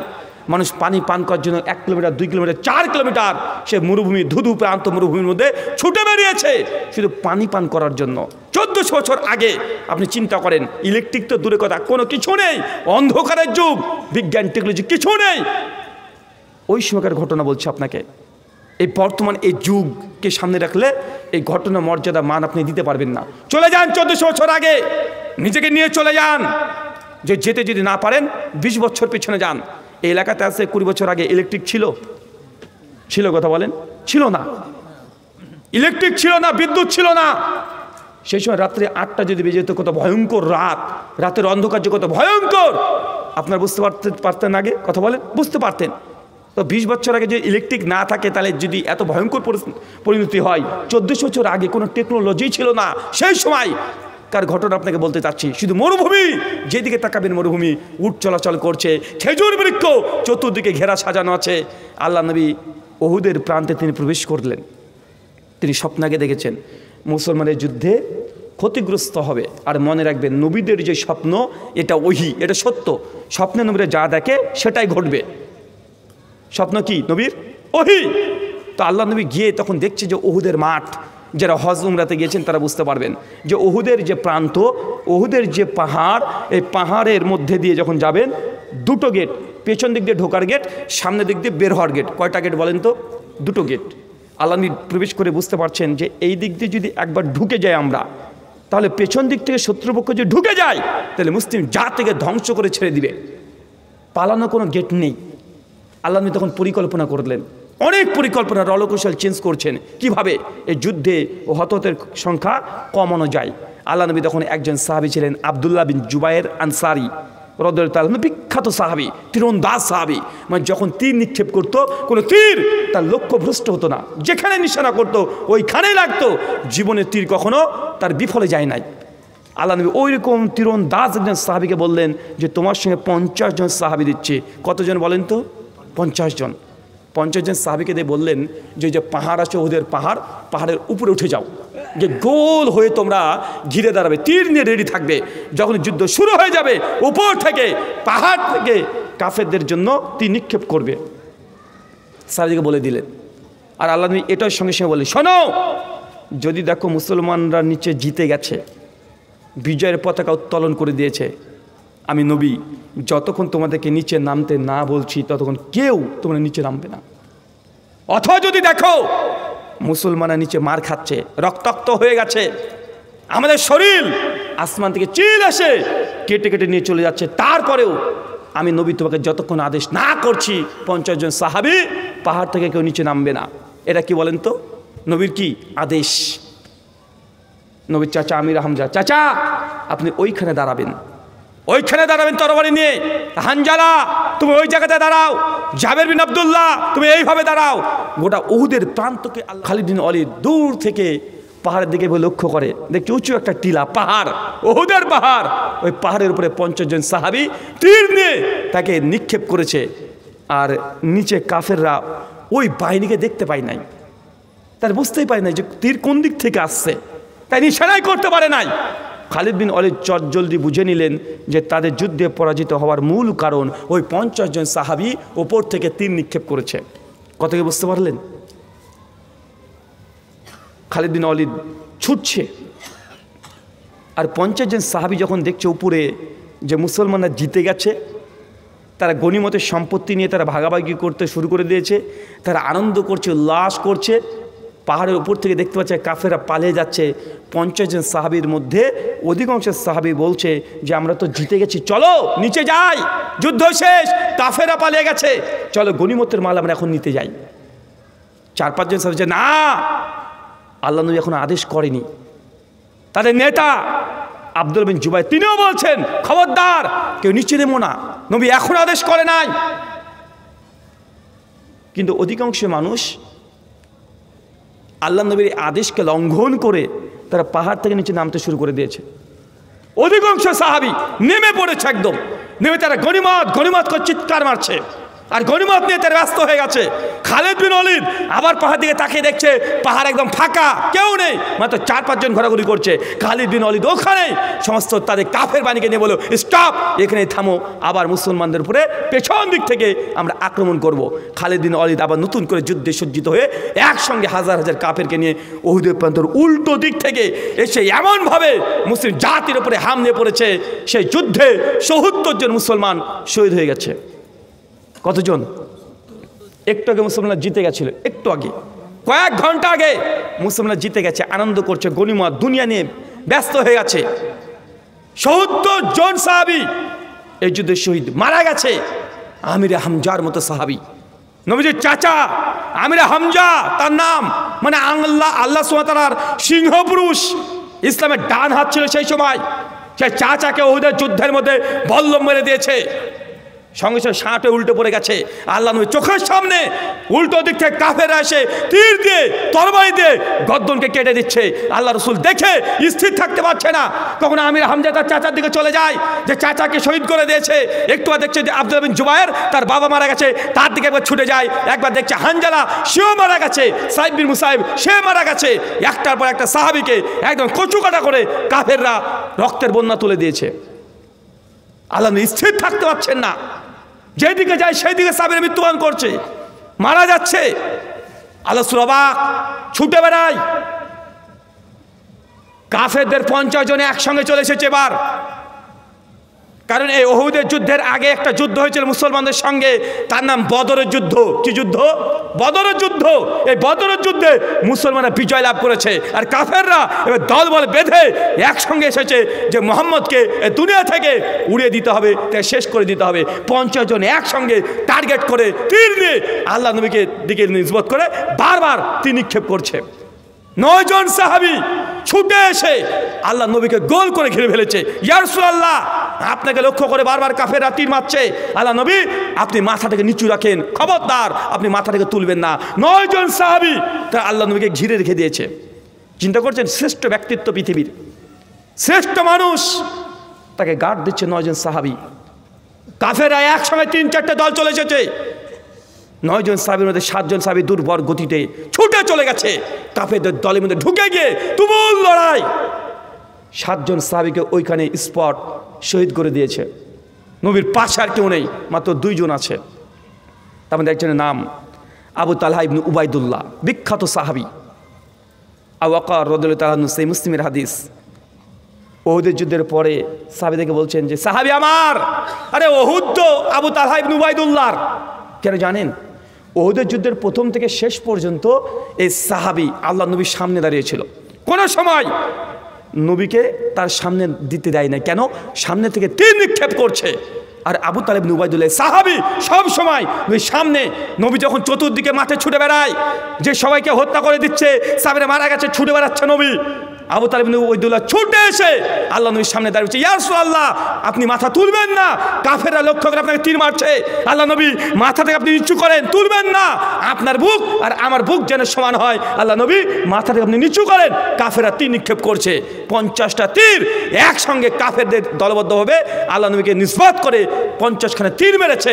39খানা তীরই আবু তালেব ইবনে উবাইদুল্লাহর শরীরে, বুকে, পেটে, পায়ে, গলায়, চতুর্দিকে ঝাঁঝরা হয়ে গেছে। তারপর দাঁড়িয়ে আছে, ইয়া রাসূলুল্লাহ, আপনি মাথা তুলবেন না, আপনার বুক ভেদ করে যেন যেতে না পারে, আমার বুক ভেদ করে যেন তীরকে বের হতে পারে। এটা যে সাহাবীদের ভালোবাসা। 39খানা তীর।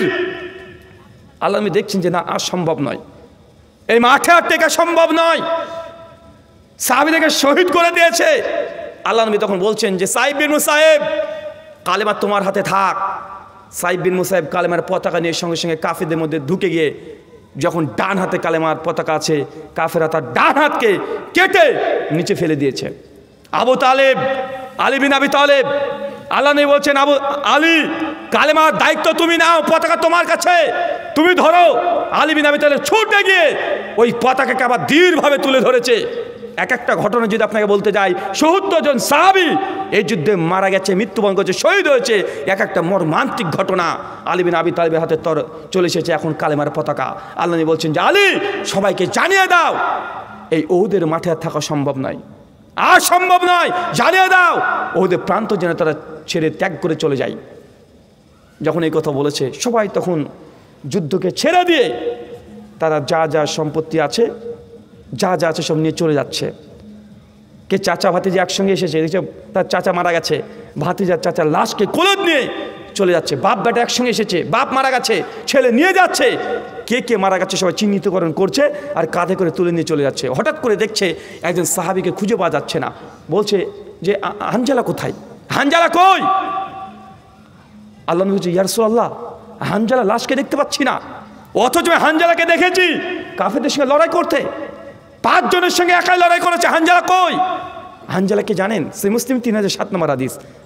ওহুদের যুদ্ধে রাতের দিনেই হানজালা বিবাহ করেছিলেন। বাসর রাত চলছে, একটা পুরুষ আর নারীর শ্রেষ্ঠ রাত, উষ্ণ মুহূর্ত। এই বাসর রাতেই বাইরে থেকে ডাক আসছে, হানজালা, রাসূলুল্লাহ ওহুদের মাঠে যেতে বলেছে। হানজালা ওই অবস্থান যে স্ত্রীকে ত্যাগ করে দিয়ে ওইখানে বিছানা ছেড়ে দিয়ে তরবারি নিয়ে ছুটতে ওদের প্রান্তে চলে গেছে। নবী ডেকেছে, নবীর আদেশ, গোসলও করে নাই, স্ত্রী সহবাস করেছে, গোসলের সময় দেয় নাই, নবী ডেকেছে, মাঠে চলে গেছে, যুদ্ধ করে হানজালা শহীদ।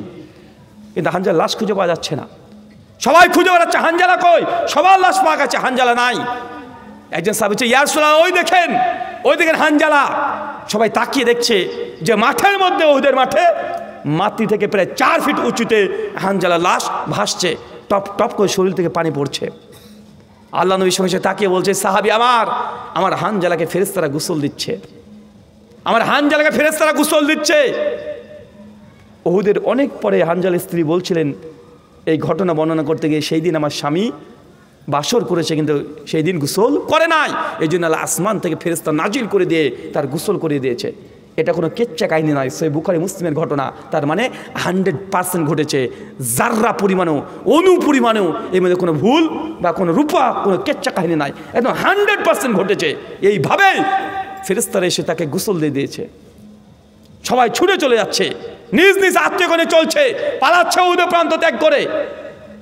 আল্লাহ নবী যেতে যেতে একটা উঁচু টিলা পেয়েছে, বারবার উঠতে চাচ্ছে, তো উঠতে পারছেন না। তার পায়ে 4খানা তীর লেগেছে, তার দাঁত, এই দাঁত মোরগটা পাথরের আঘাতে ভেঙে চূর্ণ বিচ্ছিন্ন হয়ে গেছে, মুখ থেকে রক্ত, পা থেকে রক্ত, ছেঁচড়িয়ে ছেঁচড়িয়ে নবী চলে যাচ্ছে। পাহাড়ে উঠতে পারছে না, সবাই উঠে পড়েছে, নবী উঠতে পারছেন না। আবু তালহা ইবনে উবাইদুল্লাহ ওই সাহাবী ছুটে গিয়ে, যার শরীরে 39 খানা তীর আছে, জোরে ছুটে গিয়ে আল্লাহ নবীকে কাঁধে তুলে ইয়া রাসূলুল্লাহ চিৎকার মেরে সে পাহাড়ে পড়ে নবীকে তুলে দিচ্ছে। এই যে গোটা ঘটনা, আর লম্বা ঘটনা আছে। সহিহ বুখারী 3039 নম্বর হাদিস, কিতাবুল উহুদের মধ্যে, জিহাদের মধ্যে উহুদের অধ্যায়ে ডিটেল ঘটনা আছে। সিরাত ইবনে হিশাম 2য় খণ্ড 425 থেকে 452 পৃষ্ঠা পর্যন্ত কমপক্ষে 30 পৃষ্ঠা ধরে এই উহুদের যুদ্ধের ঘটনা লেখা আছে। যে সহিহ ঘটনা সেগুলো বললাম, আরও জয়ীফ জাল অনেক ঘটনা আছে। আমার প্রশ্ন আপনাদের কাছে, ভাই বলেন তো, মুসলমানরা যুদ্ধে জিতে গেছিল উহুদের যুদ্ধ ফার্স্ট রাউন্ডে, সেকেন্ড রাউন্ডে মুসলমানরা এই যুদ্ধে ক্ষতিগ্রস্ত হয়েছে, মুসলমানরা পরাজয়ের গ্লানি ভোগ করেছে। বিজয় অর্জন করার পরেও তারা এই দ্বিতীয় রাউন্ডে এসে তারা অপদস্থ হয়ে গেছে। কারণ কি? কারণ বের করেন তো, কি কারণ? জি, আল্লাহর নবীর আদেশকে উল্লঙ্ঘন করা, 1, 2 নিজেদের মধ্যে আপসে মতভেদ। কি? ওই যে 50 জন সাহাবীর কিছু বলছে যে না নিচে চলে যাবো, আর কিছু বলছে না থাকবো। কি বলেন তো দ্বিতীয় কারণ? আপসে মতভেদ। 3 মতভেদ হয়েছে এই কথা ঠিক, কিন্তু সমাধান নবীর হাদিস থেকে নেয়নি, নবীর আদেশ থেকে নেয় নাই। কি থেকে নিয়েছে? নিজের যুক্তি। আরে আমরা তো যুদ্ধে জিতে গেছি, কাফেররা পালাচ্ছে, কি আজকে প্রাধান্য দিয়েছে হাদিসের ওপরে, কি আজকে প্রাধান্য দিয়েছে। 4 দুনিয়ার প্রতি লোভ আর লালসা। ওই যে নিচে গনিমতের মাল ছুটচুপুর থেকে, আরে গনিমত সবাই ভাগ করে নিচ্ছে আমাদের ভাইয়েরা, গনিমত চলে গেলো, শেষ হয়ে গেল, গনিমত করে তা নিচে নামতে শুরু করে দিয়েছে। এই টোটাল 4টে কারণ ছিল উহুদের যুদ্ধে মুসলমানরা বিজয়ের পরেও আবার পরাজয়ের গ্লানি ভোগ করেছে। 4টে কারণ। 1, নবীর আদেশকে লঙ্ঘন করা, যেটা প্রতিদিন আপনি আপনার পরিবার করছেন, সব জায়গায় যা বলেছে তার উল্টো আপনি চলছেন। আপনি থেকে শুরু করে আপনার ছেলে মেয়ে বাপ স্ত্রী সব জায়গায় নবীর আদেশকে আপনি লঙ্ঘন করছেন, তা আপনার উপরে ফিতনা আসবে না? আল্লাহ সাহাবীদেরকেও এই উহুদের মতো জিনিসের সম্মুখীন করে দিয়েছে। কেন? নবীর একটা আদেশকে লঙ্ঘন করেছে। নবী বলেছিলেন খবরদার, আমি যতক্ষণ আদেশ না করছি কেউ পাহাড় থেকে নামবে না, কিন্তু তারা শুনে নাই। একটা আদেশকে লঙ্ঘন করেছে। কয়টা? একটা আদেশকে লঙ্ঘন করেছে। তাই 70 জন মুসলমান এই যুদ্ধে শহীদ হয়ে গেছে। ভারতবর্ষের মুসলমান প্রতিদিন কত হাজার শত শত আপনি নবীর সুন্নাতকে লঙ্ঘন করছেন না? আল্লাহ কি আপনাকে কি করবেন? আপনাকে আল্লাহ সুবহানাহু ওয়া তাআলা গোলামিত্ব করাবেন, কাফেরদের গোলাম বানিয়ে রাখবেন। আল্লাহ বনী ইসরাইলকে ফেরাউনের গোলামিত্ব করান নাই? বনী ইসরাইল কারা? আরে নবীর সন্তান তারা, কিন্তু নবীকে অস্বীকার করেছে, নবীর আইনকে অমান্য করেছে। বনী ইসরাইল 40 বছর গোটা পৃথিবী তারা একদম ঘুরে বেরিয়েছে, কোনো কুল কিনারা পায় নাই। কেন? নবী মূসা আলাইহিস সালামের আনিত বিধানকে তা লঙ্ঘন করেছে। মূসা আলাইহিস সালাম যেই দিকে ডেকেছে তার উল্টো দিকে চলেছে। এই জন্য আল্লাহ গজব দিয়েছিলেন। 40 বছর বনী ইসরাইল গোটা বিশ্ব ভ্রমণ করেছে, কোনো কিছু কিনারা ঠিক করতে পারে নাই। বলে না অনেক সময় গ্রামের বাংলার মানুষ যে আমাকে রাতে হুইলিতে ধরেছিল, বলে না যে কোথায় কোথায় চলে যায় কিছু চিনতে পারি না। তো নবীর আদেশকে লঙ্ঘন করলে আল্লাহ সুবহানাহু ওয়া তাআলা এইভাবে গোটা বিশ্ব জগতে গোলামিত্ব করাবে। কি করাবে? কথা বলে গোলামিত্ব করবেন। গোলাম দাস কি তো দাসের মতো আপনার সঙ্গে আচরণ করবে। আজকে তারা প্রভুত্ব বানিয়ে বসে আছে, যারা আজ থেকে 100 বছর আগেও মুসলমানের পা ধুয়ে তারা পানি খেত, আজকে মুসলমান গোলাম হয়ে গেছে, তারা প্রভু হয়ে গেছে। হয়েছে না? কেন? নবীর আদর্শকে লঙ্ঘন করেছেন। বাঁচতে যদি চান, বাঁচাতে পারে একমাত্র ইসলাম। কে? কথা বলেন, কে বাঁচাতে পারে? কে পারে? মুসলমানরা নির্যাতিত ইসলামের কারণে, তাই ইসলামকে ঢাল করতে হবে। কি করতে হবে? ইসলামকে ঢাল করতে হবে। মুসলমানরা যদি নির্যাতিত হয় শুধু আমি মুসলমান এই কারণে, তো মুসলমানকে ডবল মুসলমান হতে হবে, সবাইকে মুসলমান হতে হবে। কজনকে নির্যাতন করবে? কথা বুঝতে পারলেন না ভাইজান? কজনকে করবে? কিন্তু আমরা 100 জনের মধ্যে 1 জন মুসলমান আর 99 জন আমরা কাফের মুশরিক, তাদের সঙ্গে আমরা চলাচল করছি, সব কিছু তাদের মতো আচার ব্যবহার চরিত্র সব কিছু তাদের সঙ্গে আছে। তো মুসলমানের শত্রুতা, মুসলমান মোদিজি কতটুকু শত্রুতা করেছে, যোগী কতটুকু করেছে? মুসলমানরা মুসলমানদের সবচেয়ে বড় শত্রু। কে? কথা বলেন। মুসলমানের শত্রু। একটু 19-20 হয়ে গেলেই আশ্চর্য নেয় না। একটু 19-20 মুসলমান ভাইয়ের সঙ্গে যদি হয়ে যায় আশ্চর্য নেয়। দ্বন্দ্ব, ঝামেলা, মারামারি, ফিতনা, ফাসাদ, কাফের ফতোয়া, মুরতাদ ফতোয়া দেওয়া হয় কি হয় না? হয়। তাই মুসলমান গোটা বিশ্ব জগতে যদি আবার মাথা উঁচু করে দাঁড়াতে চান, নবীর আদর্শর কাছে একদম নিজেকে বিক্রি করে দিতে হবে। মুসলমান মানে কি? আত্মসমর্পণকারী। মুসলমান মানে কি? কৃতদাস। মুসলমান মানে কি? কৃতদাস। কৃতদাসের আমরা হচ্ছে কৃতদাস। কার কৃতদাস? আল্লাহর, দুনিয়ার কোনো মানুষের না। আমি হচ্ছে দাস, আল্লাহ যা চাই আমাকে তাই ভাবে চলতে হবে। কিন্তু আমি কৃতদাস হয়ে যদি আল্লাহর উপরে মাতব্বারি করি, আল্লাহ আমাদেরকে কী করবেন? সুম্মা লাজিন আসফালা সাফিলিন। আল্লাহ বলছে মানুষকে তো আমি উত্তমভাবে তৈরি করেছি, সবচেয়ে উত্তম মানুষকে তৈরি করেছি। আর যখন এই মানুষ আমি আল্লাহর বিরুদ্ধাচরণ করেছে, আমি সঙ্গে সঙ্গে এই মানুষ জাতিকে উল্টো করে দিয়েছি। সম্মানিত ছিল তারা, একদম নিকৃষ্ট করে দিয়েছি। আল্লাহ ইহুদি জাতি সম্মানিত ছিল। স্যার বাকারা খুলবেন 47 নম্বর আয়াত।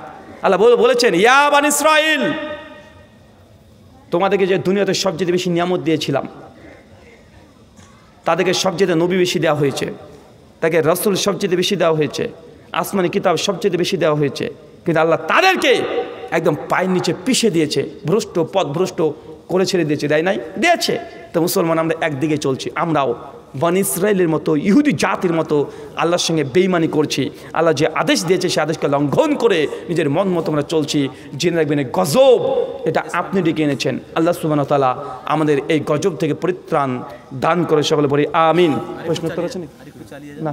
ইসমাইল মাদানী আছে, আসুক, সমস্যা নেই। একজন প্রশ্ন পড়েন। কে একজন পড়েন?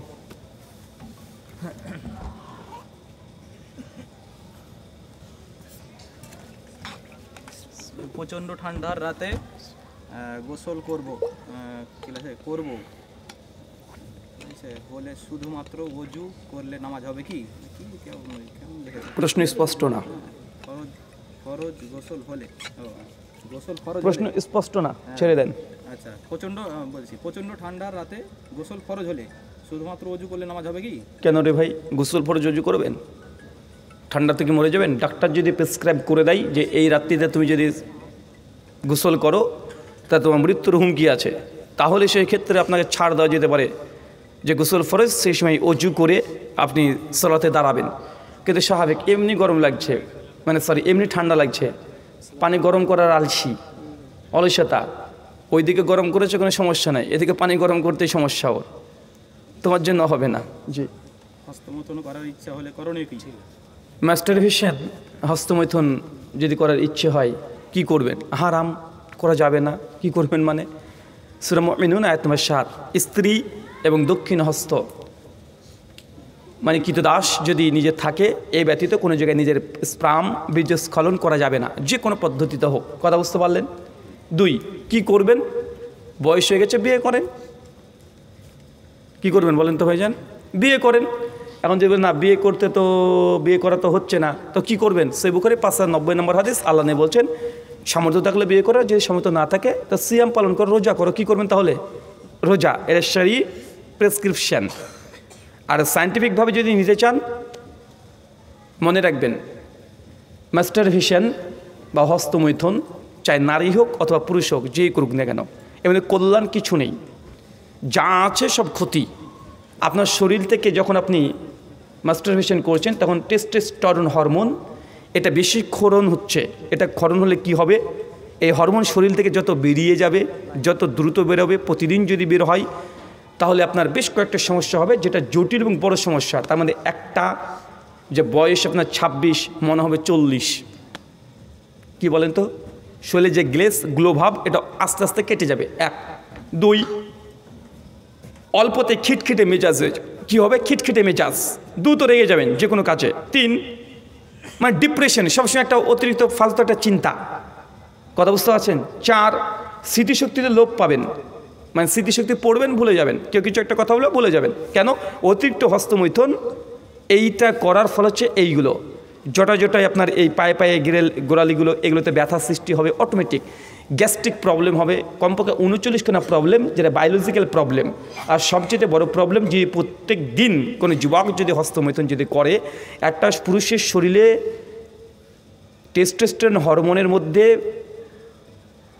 কমপক্ষে 40 থেকে 40 থেকে 45 কোটি শুক্রকীট উৎপন্ন হয়। কথা বুঝতে পারলেন? এটা বায়োলজিক্যাল, মানে একজন পুরুষ একবার যদি ফিজিক্যাল রিলেশন করে, তার শরীর থেকে যে স্পার্ম বীর্য যেটা বের হয়, ওই বীর্যের মধ্যে 40 থেকে 45 কোটি শুক্রকীট থাকে। শুক্রকীটের কাজ কি? শুক্রকীট দিয়ে বাচ্চা তৈরি হয়। কি তৈরি হয়? মানে আপনার বেবি কনসেপ্ট করবে।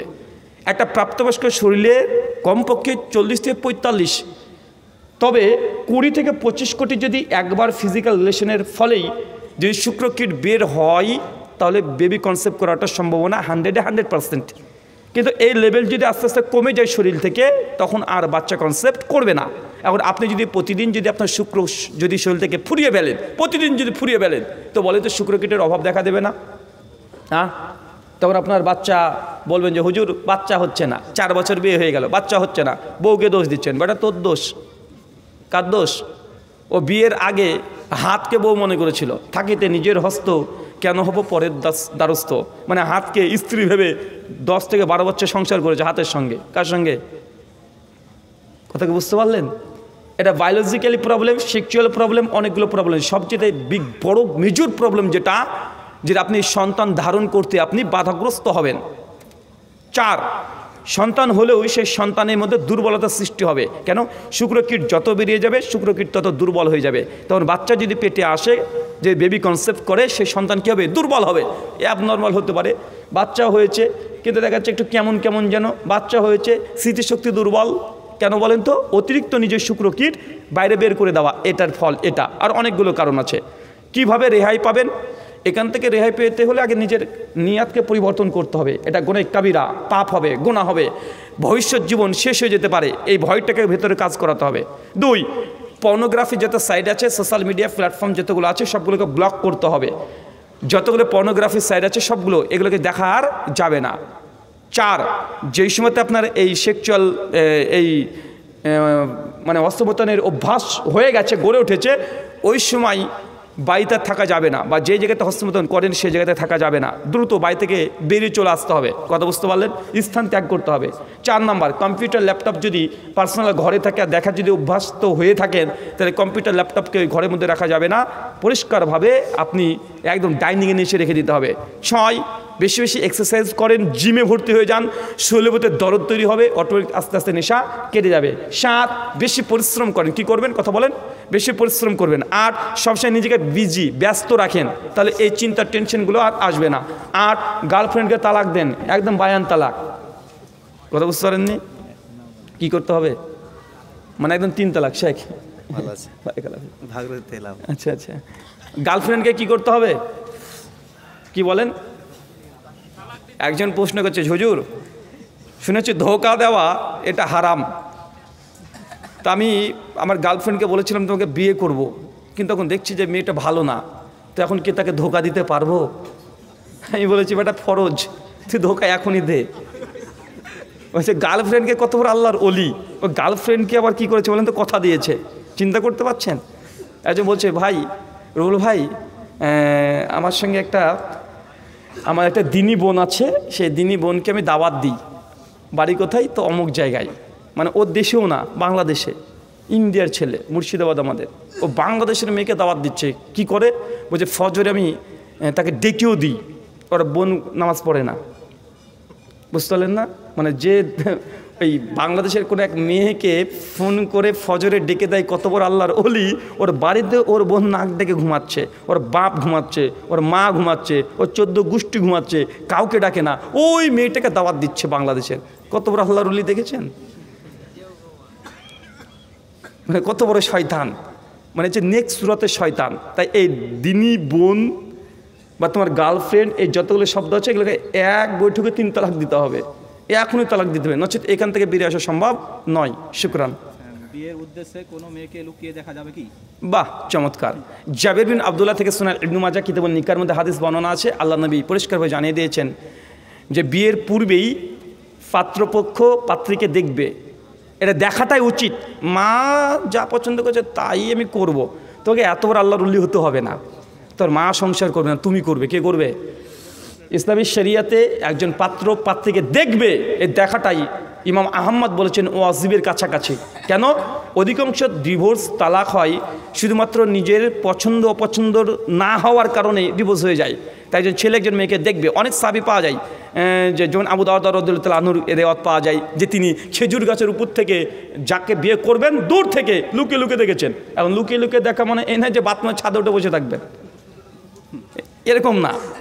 মেয়েকে দেখবেন মানে বলে দিলেন যে চলো আজকে এক কাজ করো, ওই আমাদের লালবাগে ওই হোটেলে চলে আসো, মানে দেখা দেখি, এরকম না। গার্জিয়ান থাকবে, কি থাকবে কথা বলেন, মেয়ের অলি থাকবে, আপনার দুজন একই সঙ্গে একটা মিটিং আয়োজন করতে পারেন বাড়িতে, ছেলে থাকবে মেয়ে থাকবে, গার্জিয়ান গেটের কাছে দাঁড়িয়ে থাকবে, তার এমন কিছু কথা বলবে যেন বুঝতে না পারে, কারণ অনেক কথা থাকতে পারে দুজনের মধ্যে যেটা বাবা মা থাকলে বলতে পারবে না, মানে শুধু দেখতে পাবে, এরকম একটা পজিশন তৈরি করবে। ছেলে মেয়ে কী কথা বলছে গার্জিয়ান না শুনলেই হলো, শুনলে সমস্যা নেই, তবে কি তারা ফ্রিনেসভাবে কথা বলতে পারবে। কথা বুঝতে পারলেন? তার মানে এই নয় যে আলাদাভাবে একদম এই মতিঝিলে ডেকে নিলেন আসো, এরকম না। দেখবেন এটা সুন্নাহ। শুকরান। বাড়ি থেকে বের হয়ে রাস্তাঘাটে বিপদে পড়েছি, তখন কি করা যায় উচিত? বাইরে থেকে বের হয়ে বিপদে পড়েছেন, কি বিপদ রে ভাই? বিপদ তো কোটি রকমের হতে পারে, বিপদ তো উল্লেখ করতে হবে। এখন যদি বাইরে থেকে বেরিয়ে দেখে কোনো নারীকে দেখেছেন, দেখে মনে হচ্ছে যে না ভালো ছিল, সুনান ইবনু মাজার স্পষ্ট হাদিস, আল্লাহ নবী এসে বলেছেন নিজের স্ত্রীর কাছে চলে আসবে, ওটাকে যা দেখেছ বাড়িতে তাই আছে। এখন কোন বিপদে পড়লেন ভাই?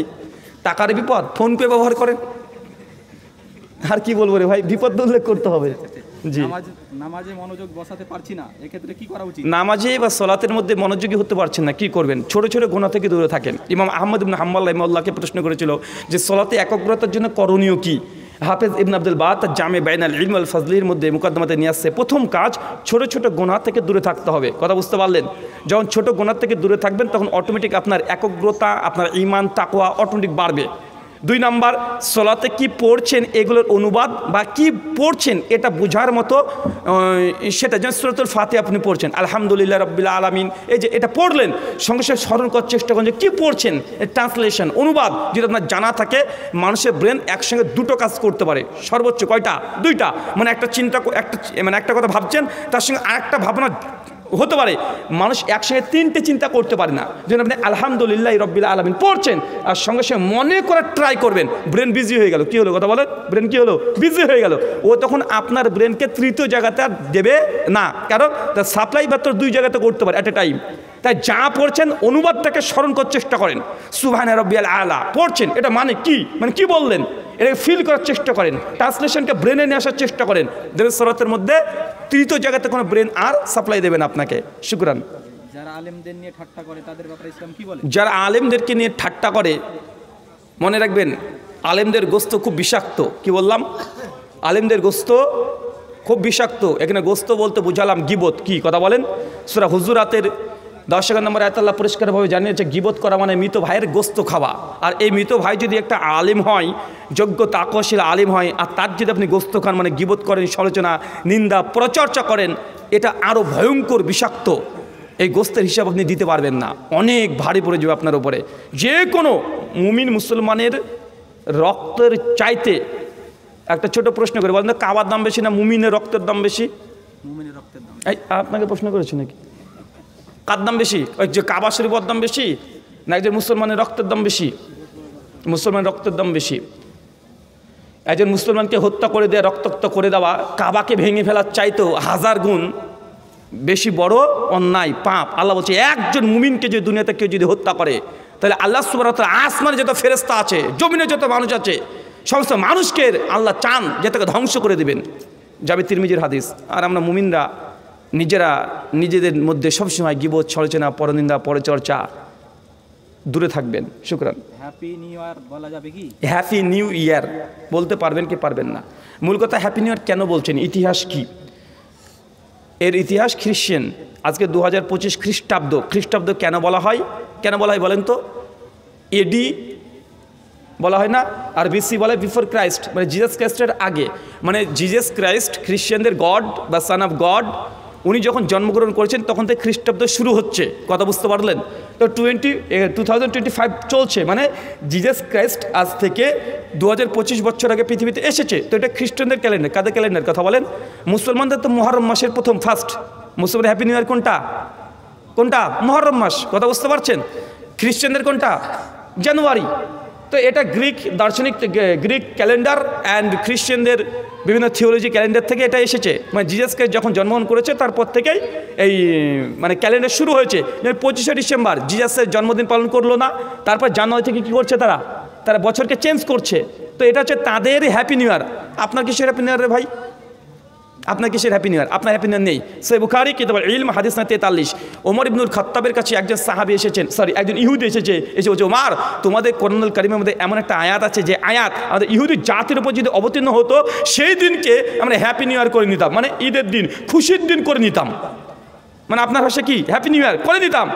ওমর ইবনুল খাত্তাব বলছে কোন সে আয়াত? বলছে আল-ইয়াওমা আকমালতু লাকুম দীনাকুম, দিন ইসলামকে মুকাম্মাল করে দিলাম। ওমর বলছে শোনো ইহুদি, যেই দিনে আয়াতটা অবতীর্ণ হয়েছে সেই দিনে কথা খুব ভালো মনে আছে, সেই দিন আশুরার দিন ছিল, সেই দিন আমরা সবাই জুম্মাবারে আমরা অপেক্ষা করছিলাম। তারপরে ওমর ইবনুল খাত্তাব দ্বিতীয় কোনো হ্যাপি নিউ ইয়ার করে নাই।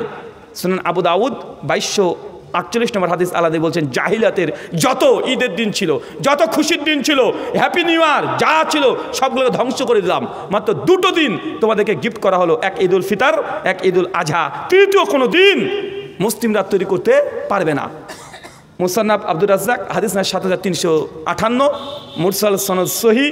তাউস রাদিয়াল্লাহু তাআলা আনহু তিনি হাদিস বর্ণনা করেন রাহিমাহুল্লাহ, তিনি নবী থেকে বলছেন পরিষ্কারভাবে, লা তাত্তাখিযু ইয়াওমান ঈদা, তোমরা নির্দিষ্ট কোনো দিনকে ঈদের দিন বা খুশির দিন হিসেবে গ্রহণ করো না, মানে হ্যাপি নিউ ইয়ার করা যাবে না। আরও 1 ডজন দলিল দেওয়া যাবে। শুকরান।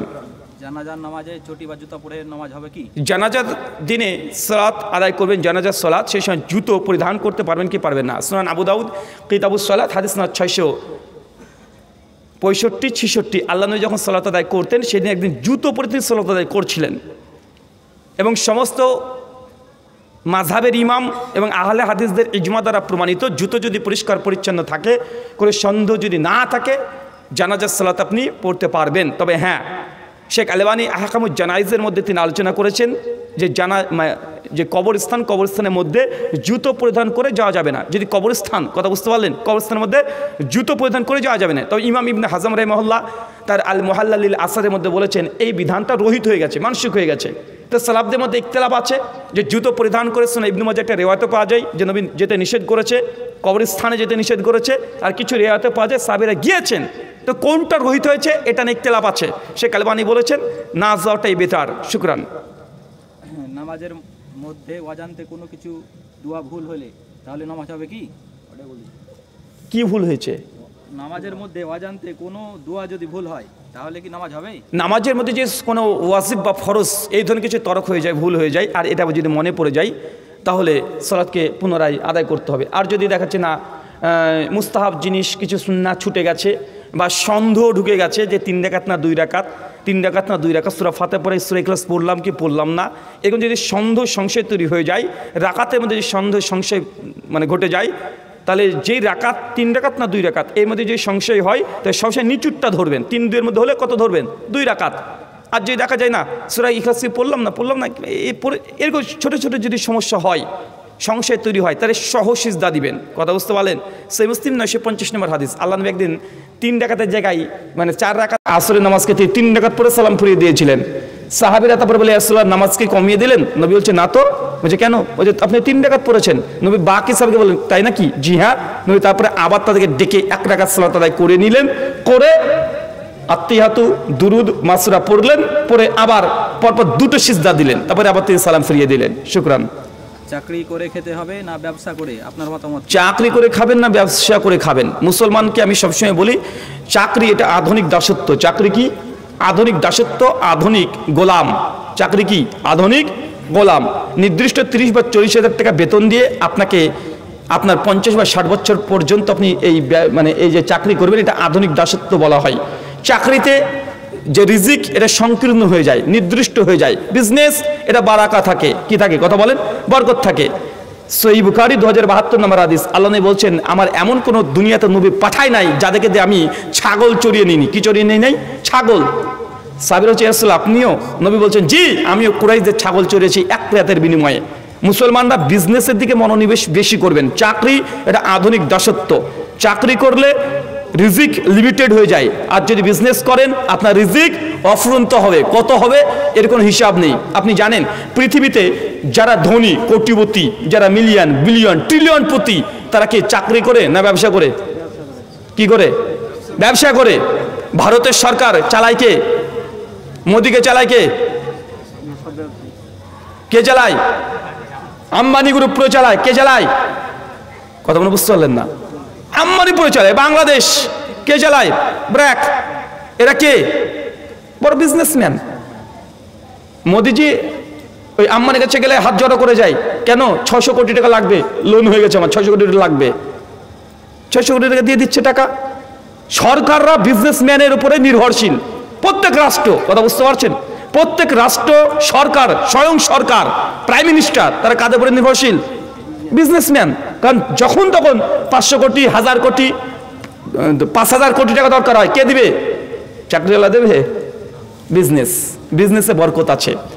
আমার একটা আলোচনায় আছে হালাল রিজিক, ওই আলোচনার মধ্যে করেছিলাম যে এই যে বর্তমান সিস্টেম, যেই চাকরি, এটা আধুনিক দাসত্ব। কেন কেন আধুনিক দাসত্ব? আর কেন মুসলমানদেরকে বিজনেস করতে হয়?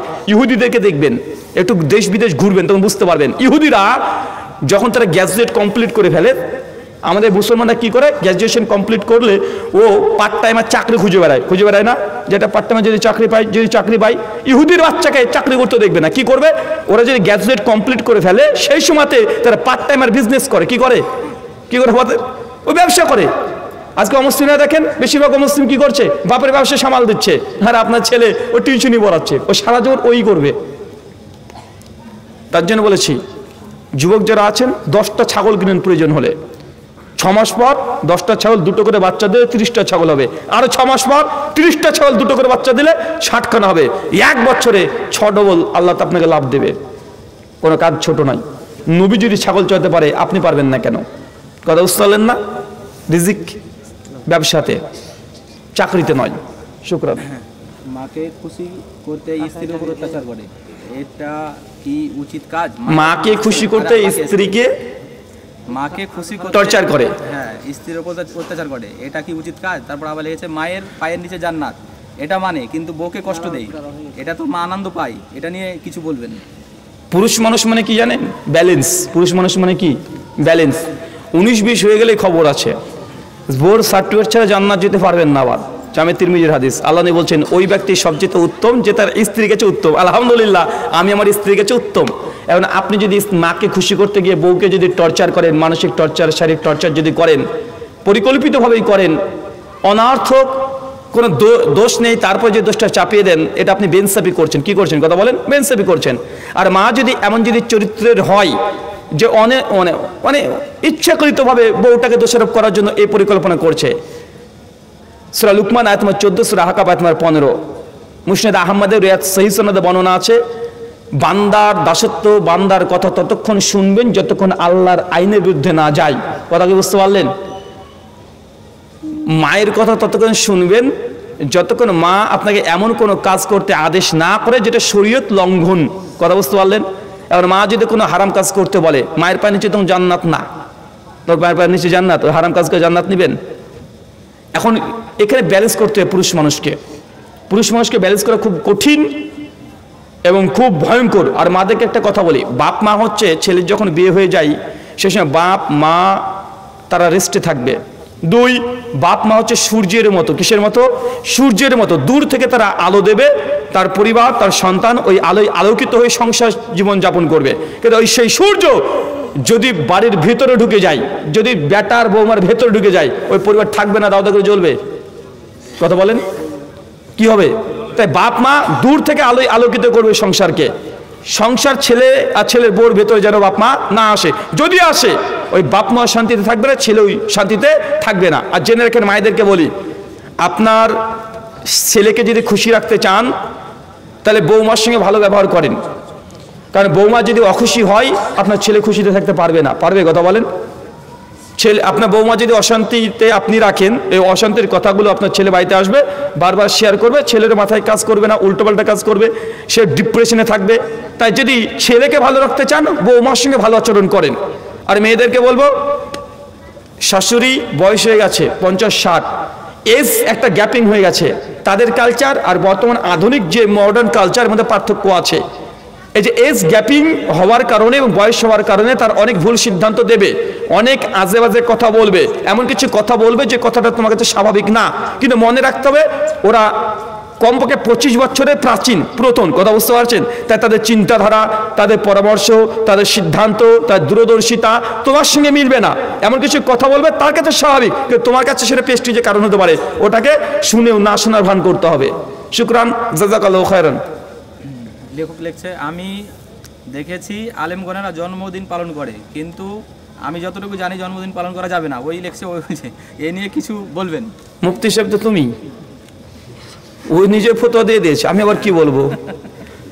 দেখেন, জন্মদিবস পালন করার দুটো ক্যাটাগরি হতে পারে। এক, নবীর জন্মদিবস পালন করা, এটা বিদআত। কেন? এটা শরীয়তের সঙ্গে সম্পৃক্ত। আপনার স্ত্রীর বার্থডে পালন করবেন, এটা শরীয়তের সঙ্গে সম্পৃক্ত না, কথা বুঝতে পারলেন? এটা শরীয়তের সঙ্গে সম্পৃক্ত না। আর কেউ এটা মনে করে না আমার স্ত্রীর জন্মদিবস পালন করলে একটা হজের সমান নেকি বেশি হবে, কেউ এরকম নিয়াত করে নাকি? হ্যাঁ, যে আমার স্ত্রীর যে জন্মদিবস পালন করতে 10টা নেকি বেশি পাবো, এটার সঙ্গে নেকির কোনো সম্পৃক্ত না। এটা হচ্ছে অমুসলিমদের কৃষ্টি কালচার। মান তাশাব্বাহা বিকওমি ফাহুয়া মিনহু। সুনান আবু দাউদ কিতাবুল লিবাস হাদিস 4347। আল্লাহ নবী বলেছেন, কোন জাতি যদি, মুসলমান যদি কোনো জাতিকে যদি অনুকরণ করে তাহলে হাসর তাদের সঙ্গেই হবে। সূরা মাইদার 51 নম্বর আয়াত, সেম কন্ডিশন। তার মানে বোঝা যাচ্ছে এখানে যে এই জন্মদিবস পালন করা এটা অমুসলিমদের কৃষ্টি কালচার। কাদের কথা বলেন? অমুসলিমদের কৃষ্টি কালচার। এরা জিসাস ক্রাইস্টের বার্থডে তারা সেলিব্রেশন করে, শ্রীকৃষ্ণের জন্মাষ্টমী পালন করে। তো এগুলো ওইখান থেকে এসেছে। মুসলিমদের মধ্যে জন্মদিবস পালন করা এই রীতি কালচার ছিল না, এটা সম্পূর্ণ অমুসলিমদের কৃষ্টি কালচার। তার জন্য জন্মদিবস পালন করা এটা নাজায়েজ, এটা গুনাহের কাজ। অমুসলিমদের কৃষ্টি কালচারকে আপন করার কারণে এটা বিদআত নয়। কিন্তু নবীর জন্মদিবস পালন করলে কি হবে? বিদআত হবে। শুকরান, জাযাকাল্লাহু খায়রান, বারাকাল্লাহু ফিকুম, ওয়া মা আলাইনা ইল্লাল বালাগ। আসসালামু আলাইকুম ওয়া রাহমাতুল্লাহি ওয়া বারাকাতুহু।